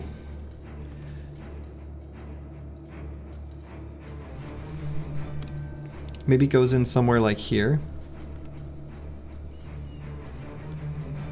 Bit safely tucked away, but ready to wreck this honor guard for the future. And then just ends turn. Seems okay. This is a little bit overkill for Dr. Jones to hit here.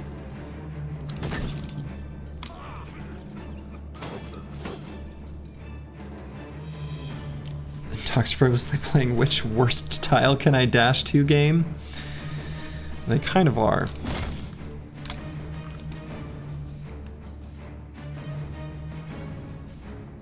Given that guy's got Headhunter active, I'm kind of okay with attacking here. Soften that guy up to die next turn. One Ancient Priest, down.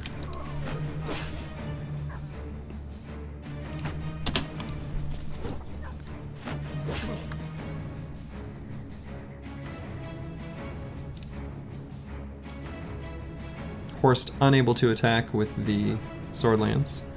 We'll just run up here and flank, I guess. He'll get scared, but it's the thought that counts.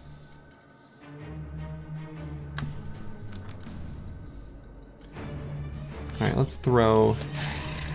Nice. Good job, Nexlarfs. That was a really weird push. But okay.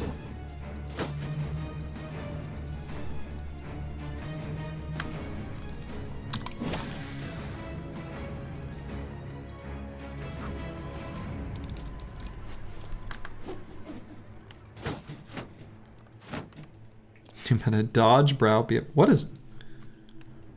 Where's that guy going?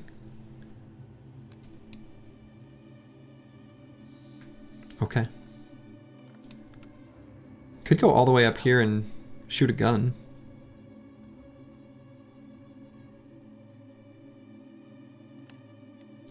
Soji making it look easy somehow? Is that what I'm doing? I'm not convinced. I'm not going to attack this turn, though. Because I might need to reposition later. And this attack is just going to be for the overwhelm. We're not really going to do much damage here.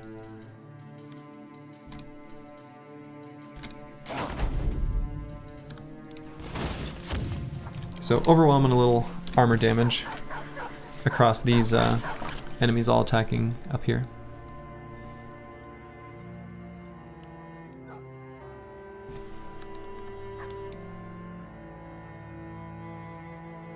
Now I could throw the fire pot.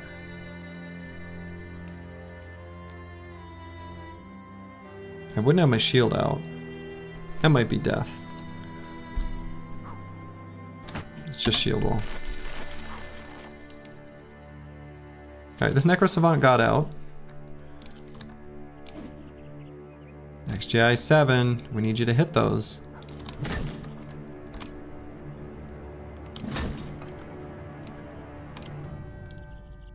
I can wait here. He's not going to get attacked, so I know I'm safe to be able to do this move at the end of his turn. The Conqueror hates dogs? What a monster!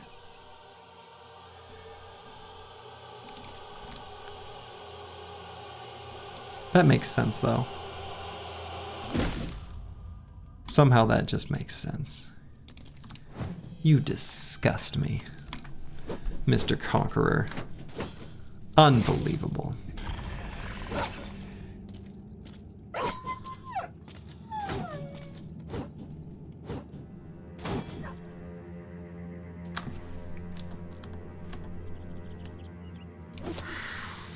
Alright, 9 lives procced there. So that's kind of nice. Wasting his fast adaptation on the digs. On the dogs. Though looking like the tank might live. Careful with statements like that.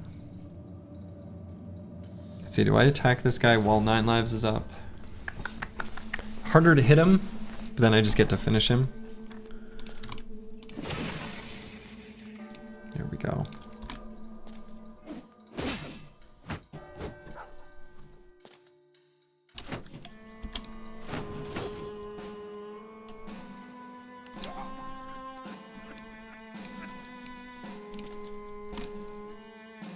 No, Necro Savant.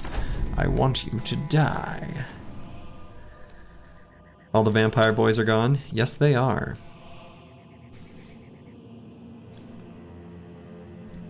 Good thing we took Brow here. Haven't been hit in the head yet. Not to say it couldn't happen, but I think I'm gonna make sure Eaglesby skedaddles a bit.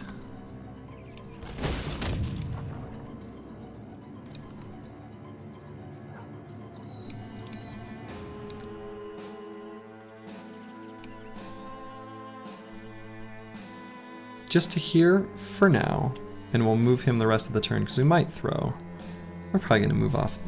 Well, we'll see. We'll see, we'll see.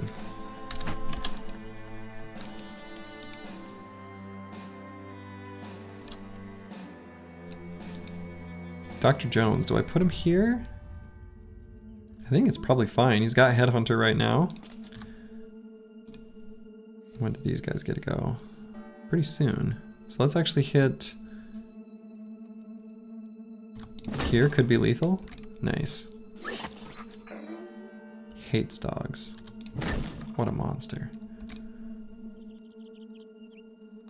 Alright, so let's soften up this Ancient Honor Guard. Bardish Bag is going to relieve the crew by running up here.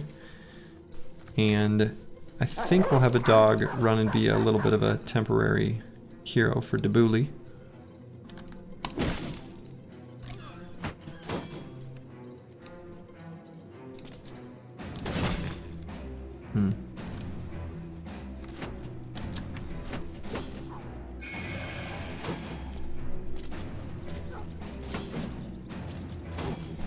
Lone Wolf Tank's better off, but now Rally Tank in danger. Rally Tank has a tool to keep himself out of danger. Just you wait. Secret Slurgy's hater? Don't be a hater. Don't hate. Congratulate.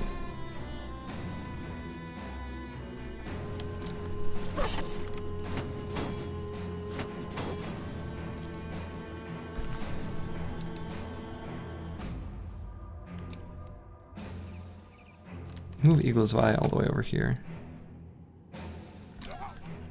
Don't hate, rotate. That's good.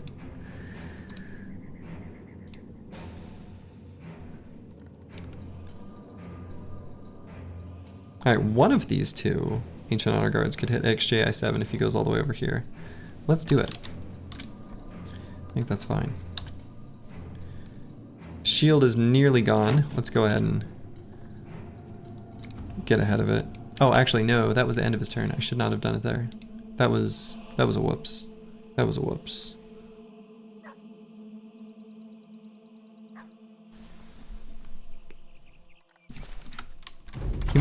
He might be fast enough though that actually that doesn't matter. Might be able to get a kill. Yeah, I was gonna say the jab might do it there. You have to run to hockey, but you'll cast the rush on the VOD. Hope to see you tomorrow. Won't be streaming tomorrow, but you definitely can catch the rest in the VOD. Thanks for hanging. Good luck with hockey. Have fun and stuff.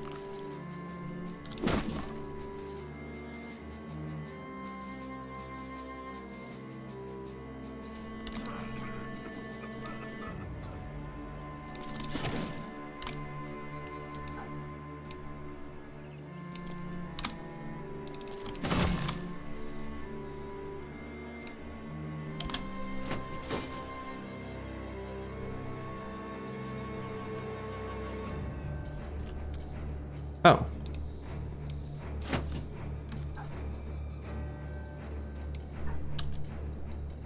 Oh, that didn't go. Oh, that's stupid. It didn't go to the ground because it was too low, so it got destroyed. Huh. Okay.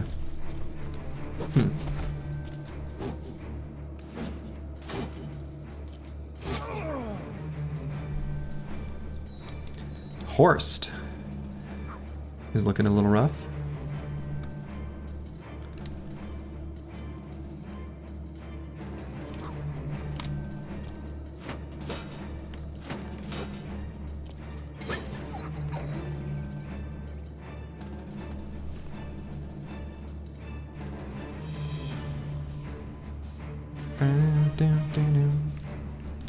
It rolls durability percent when you drop an item, so anything below 100% is risk. Interesting. This Lone Wolf tank is a Chad? Yeah. This Lone Wolf tank is a Chad. Dr. Jones has also been a real Chad this fight. Let's go ahead and put him there. I think that's fine.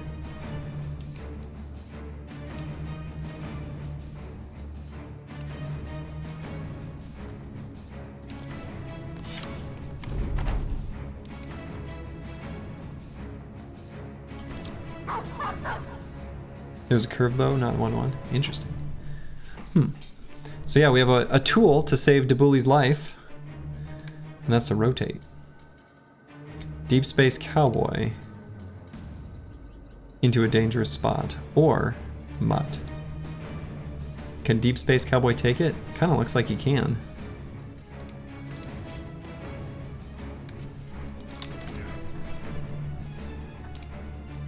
Uncle Freddie Mac, Headhunter active. Boom!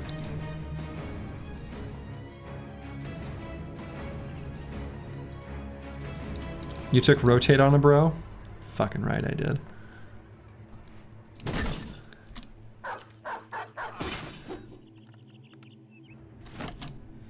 Slurgy is full of surprises.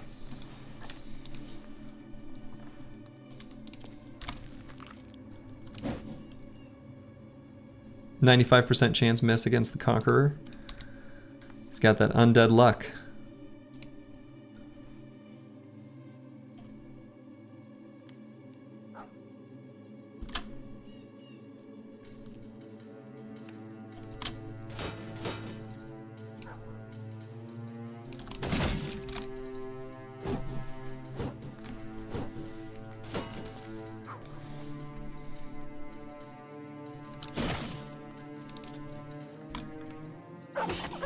That was the moment when your hidden Slurgy hate was born.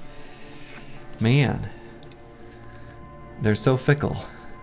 It's so hard to keep people happy these days. You take one rotate, suddenly you're on a blacklist. You gotta register your address when you move to a new house in a new neighborhood, you know? Nothing's safe, nothing's sacred.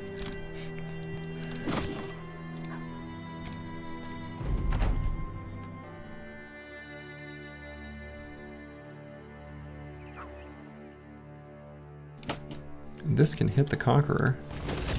Overwhelmed, the Conqueror is. Pretty much always pick rotate on tank bro. Interesting. We do now actually have enough to throw this fire pot, finally. I've been talking about it for like 7,000 years. We've finally done it. Dabuli has thrown the fire pot.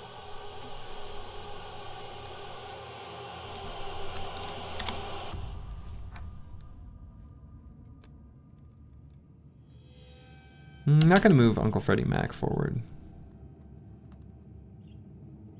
Might move XJI7 forward. Especially if Bardish Bag can fill in the gap. Yeah.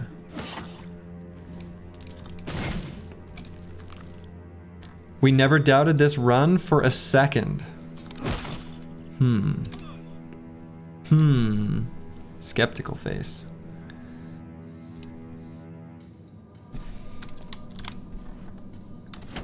I guess that did take off Lone Wolf. Oh well, I think that's fine.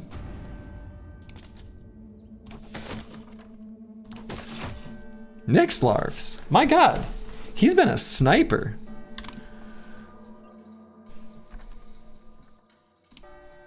Alright, let's get Horst over here to help with the Conqueror from a safe distance.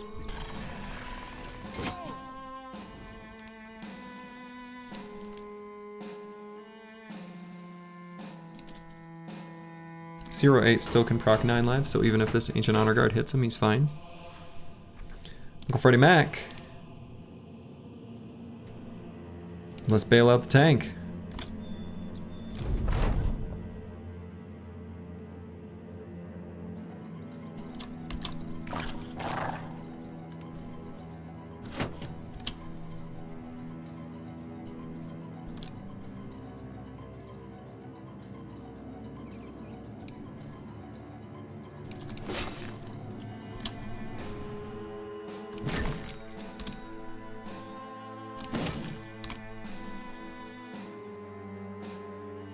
Bardish Bag.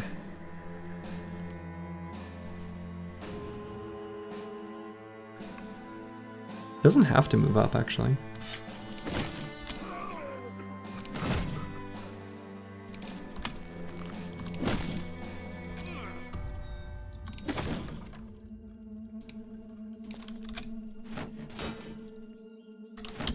Well, well, well.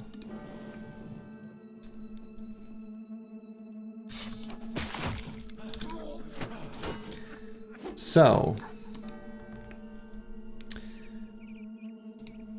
the run where we nearly lost it all. Here we are with a flawless mono fight. Huh. Huh.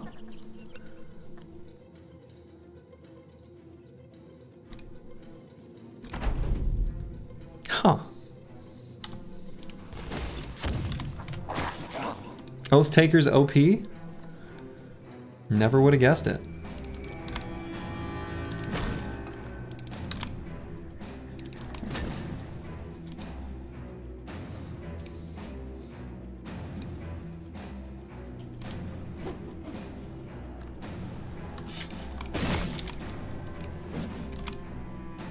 Bijante 2.0, the one bro that stuck with the team after the disaster, has felled the enemy's commander. What is our active oath? It is one that increases a bunch of stats against undead, which it turns out is pretty good against the undead.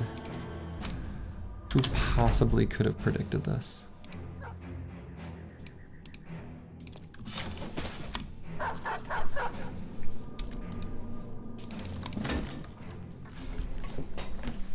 Let's fucking go.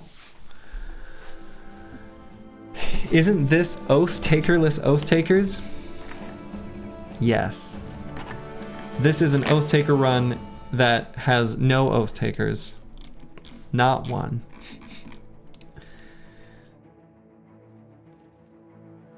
And the interesting thing here is, look how much damage our Zerg Chain Bros did. Just nuts. They're really good. Best Bijante of the win streak? I don't know, I'm kind of partial to the Bijante in whatever run that was, where he was a spearman that had he fallen, the whole team would have fallen apart. And even with an orc warrior that broke into the spear wall, there was nowhere for him to push, so he kept spear walling the other orcs as they run forward. That was my favorite Bijante ever. You wouldn't mind seeing how much damage Kunibert took? Just 92. 92. Yeah, he dealt 0 damage. What were you doing there, buddy?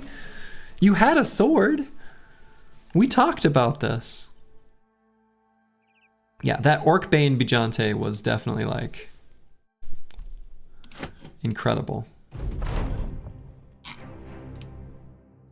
All right. Damn.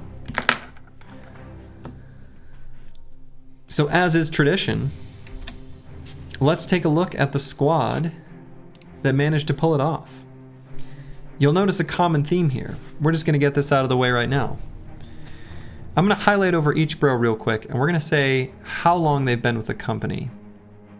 47, 47, 60, 31, 97, this one's an exception.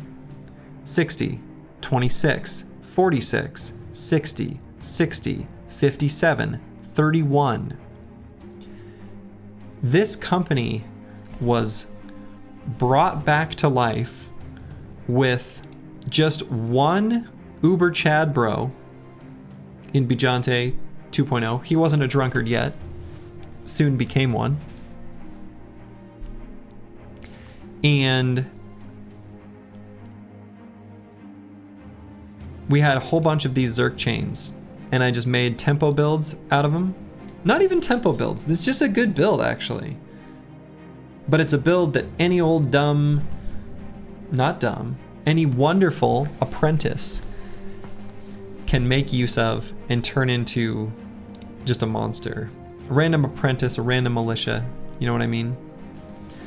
We had so many spicy as hell fights.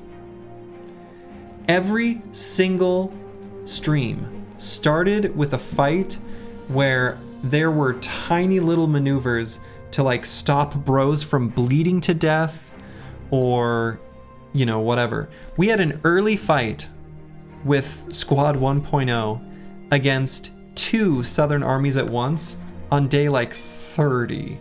Maybe it wasn't that early, maybe it was 40 or 50. But we fought on 2 Southern armies at once because we wanted some damn sword lances.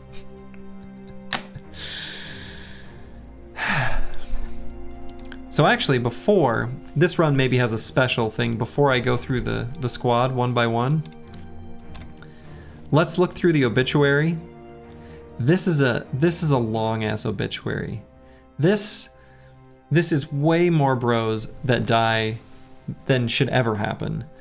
But you know, we had an early rough go against Erwin, the Ashen Prince, like super early on, because there were a couple oaths that your streamer boy just didn't understand how they worked. But we've learned.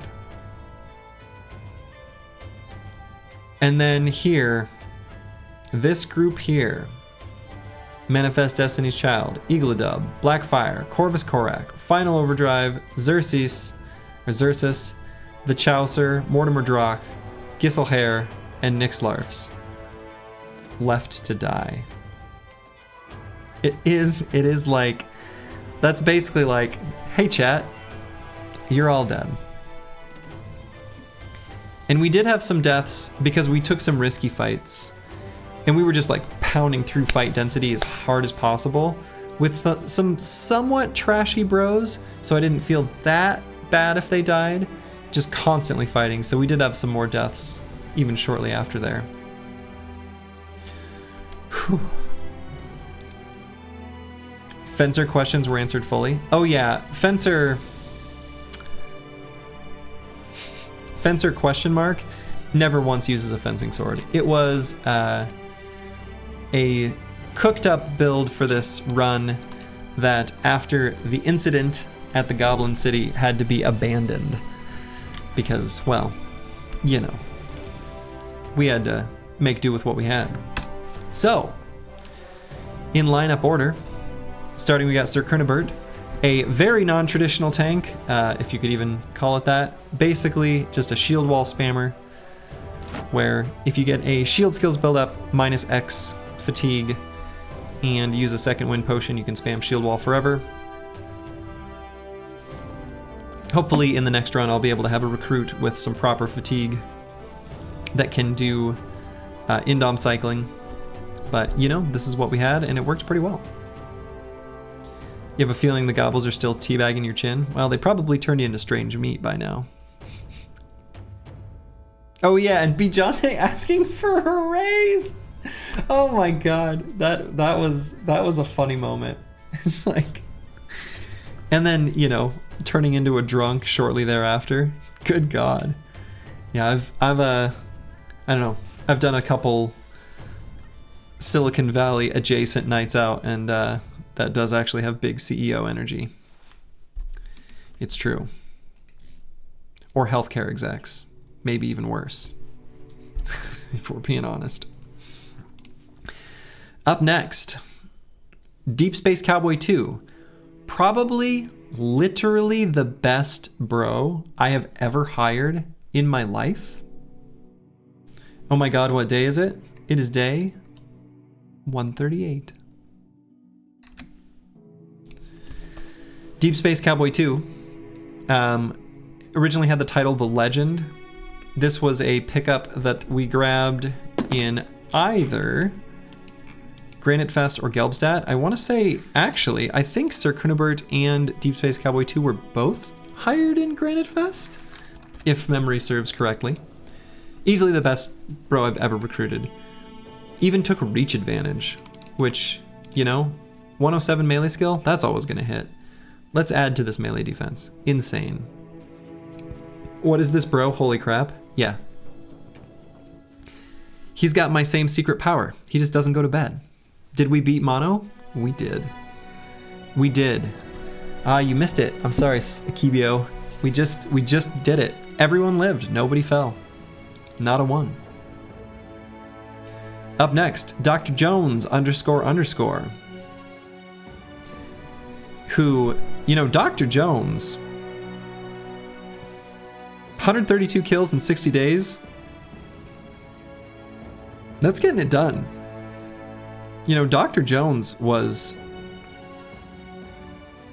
you know, fairly middling stats, but with Backstabber and this Berserk Chain, my god, he was just ripping through enemies. Up next, XJI 7. This was a late pickup that, probably the latest pickup? 31 days. Yeah, same as Searoy. Actually, yeah, he's the latest pickup. Searoy 8, they both say 31 days, but Searoy 8 was hired in Nunride, and XJI 7 was hired in Himmelstadt as like a, we lost a couple bros, we need to replace them.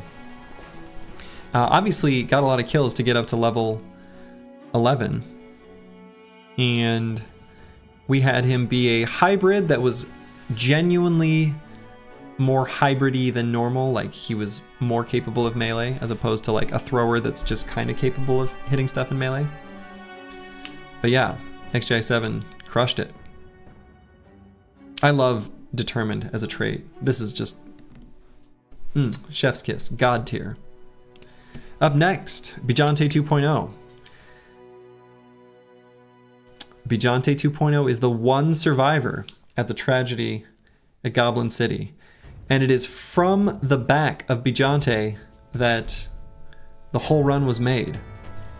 He killed the Conqueror. You know who else he killed? The Barbarian Madman. And that was a huge part of the team's recovery, was I knew I had to do lots of that kind of stuff. The late game kind of locations to get some of the equipment and gear and weapons that we needed. So I took Lone Wolf on him, and so he was a Lone Wolf bro just for that one fight, and we used him as a Lone Wolf in other fights too. It kind of worked. Determined good, milk toasting, yeah. Hey, good night, Bijante. Up next, Uncle Freddie Mac. Man, Uncle Freddie Mac. Also, Uncle Freddie Mac is a fun name to say, to call a bro on the battlefield. Like, all right, Uncle Freddie Mac, push up forward. And, you know, you get an apprentice with Fearless and Strong. Apprentice has the opportunity for an event where you can get trained by a sword master or sellsword and gain a bunch of extra stats. Uncle Freddie Mac was too good for that. Didn't even get that event proc, which is kind of crazy. Stoji, how about once you're done with your grand campaign of beating Mono with all origins, you do a run where the final boss is a huge stacked orc camp as the final boss, like a camp with orc party stacked on top of it? We can try to arrange that. We can try to do that. Some of the companies will be good at it, others won't. Kind of depends on the company. Some of them I think could probably do it pretty comfortably. Ish. Just to have a different final boss. I like the idea. We were too busy playing dice to train up the apprentice. Yeah, that stupid dice game at the end. It's like, hey, would you like to play some dice, boss? Oh well. Uncle Freddie Mac. 60 days, 147 kills. Nuts. Just nuts. Up next, we got Horst. Actually, Horst is the most recent pickup. That's right. Horst was one we bought in Southern City, the one Southern Central, whatever it was called. Never did find good TBD. That's kind of funny. Never did take a weapon mastery. I was holding off on him just to see if we found a named weapon, and we didn't. So he went into battle with a sword lance and a bardiche. Okay. Up next, we got Bardiche Bag. Bardiche Bag is another one of these god tier sword masters. Not as insane as Deep Space Cowboy 2, but still great nonetheless. Bardiche Bag, we recruited, I believe, in Gelbstadt after we recruited the other two in Granite Fest. Let's see, let's check. Been at the company for 46 days. Yep, that checks out. And he's good, you know? Swordmasters are just such a great background, they really are.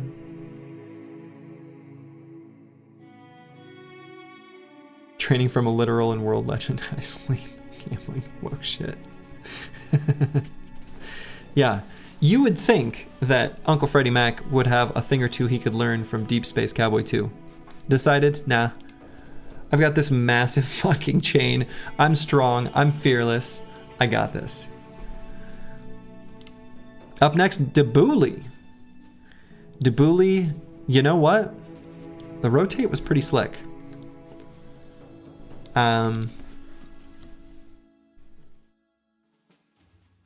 Every once in a while.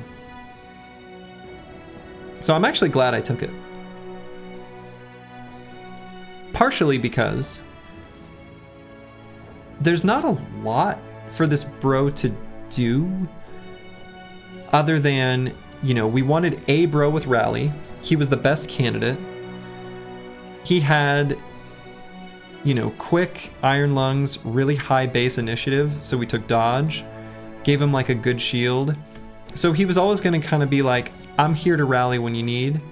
And so rotate was like a nice utility purpose for him. I'm actually pretty happy with how it turned out. You missed the old Slurgy, the no rotate Slurgy? I don't think rotate is on my list of... There's a couple perks here that I think I can confidently say I'll never pick. I spot one of them that I'm sure I'll never pick. Is there only one? There might only be one perk I'm never gonna pick. Nope, there's two. Nope. Grib found the other one that I literally as we erased from my brain. You're never picking Bullseye and rarely... Yeah, I think I'm never picking Bullseye and I think I'm never picking Crippling. Those are the two I was thinking of. But maybe I shouldn't never pick Crippling. Maybe an early thrower that's just as a tempo perk. But why would I take Crippling when I could take Fast Adaptation? I don't know. Anyway. Debouli did great for us. And when we had that oath of camaraderie where we had 14 bros and he had to rally like every single combat several times, that was pretty clutch.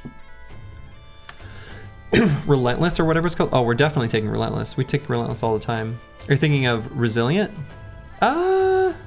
I suspect that Resilient will make an appearance before this run series is over. Eagles Vi, up next, was our initiative gunner. I do like to make one of these. I think this is a handy build. One of the things that I say about it is it helps handle, or open up, maybe is the right word, Lindworm fights. We didn't fight any Lindworms in this particular run. We do in most, not this one. And Eagles Vi was great for us. You know, we never got quite the range skill we needed, so we took Fast Adaptation right off the bat. Totally fine. And probably built him, you know, about how I needed, and he performed well. Not in mono, but you know, we don't expect this build to perform well in mono. But it is nice to be able to apply a mass debuff onto the enemy front line. And also, Relentless kind of has a pseudo double gunner where you, instead of needing the second gun and loading it up and whatever, where you can move forward, like move forward 3 hexes, wait, let the enemies come to you, blast, still go at the start of the next turn, blast, pretty good. Anyway, Eagles by. Did great. Up next, Nixlarf's 3.0. Nixlarf's requested a bro that wouldn't die, or maybe he just said, can I have a bro? And I was like, how about one that doesn't die this time? And so a thrower it is. Kind of a pretty typical looking thrower build. Yeah. Maybe the slightly more typical version of this. Maybe instead of gifted has fearsome, but yeah, 57 days, 138 kills. That's pretty freaking great. Nothing too much to say other than this was one of our damage nozzles. Nixlarf says Legion, right. And C-Roy 8, who, you know, with the company for 31 days, 113 kills. This bro had 50 melee skill when we picked him up. 50. Everyone wanted him to be fired who was in chat, and I don't blame you. Look, like, that's not an unreasonable thing. But his secondaries were insane. He was a drunkard, so actually his melee skill was 55. But he was -5 because of the trait. But I knew we needed a bro that could wield this Barbarian Madman Cleaver. And based on how we would use him, I knew that with fast adaptation and backstabber, that he would be able to put out the damage we needed. And he did. And he did it to the extreme. 31 days, 113 kills. Are you kidding me? What a monster. You took Taunt in one of the last runs, right? I don't know that I've taken Taunt in this Winstreak series, but I don't completely hate Taunt. I think there's a couple use cases for it. On my dedicated Spear Bros, I think it's a reasonable choice. And then just one more here to highlight on the bench. Manifest Destiny's Child 2 was a little half man, a little small boy. Played with the company the whole time while we had the Oath of Camaraderie open. And, you know, is a noteworthy for making it through that whole time without dying from level 1. Short King, that's right. And that's it. That's the squad. We did it. Hell yeah. I'm gonna be honest, I was pretty nervous about this one. After the wipe, after the disaster at Goblin City, I had my doubts.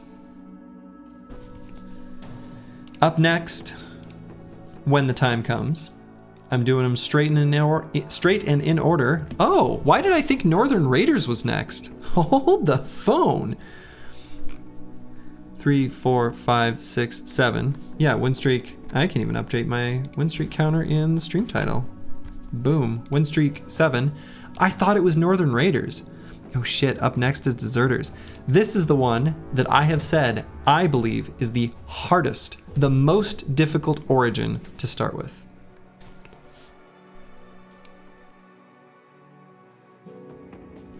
Deserters scares you? Deserters scares me too.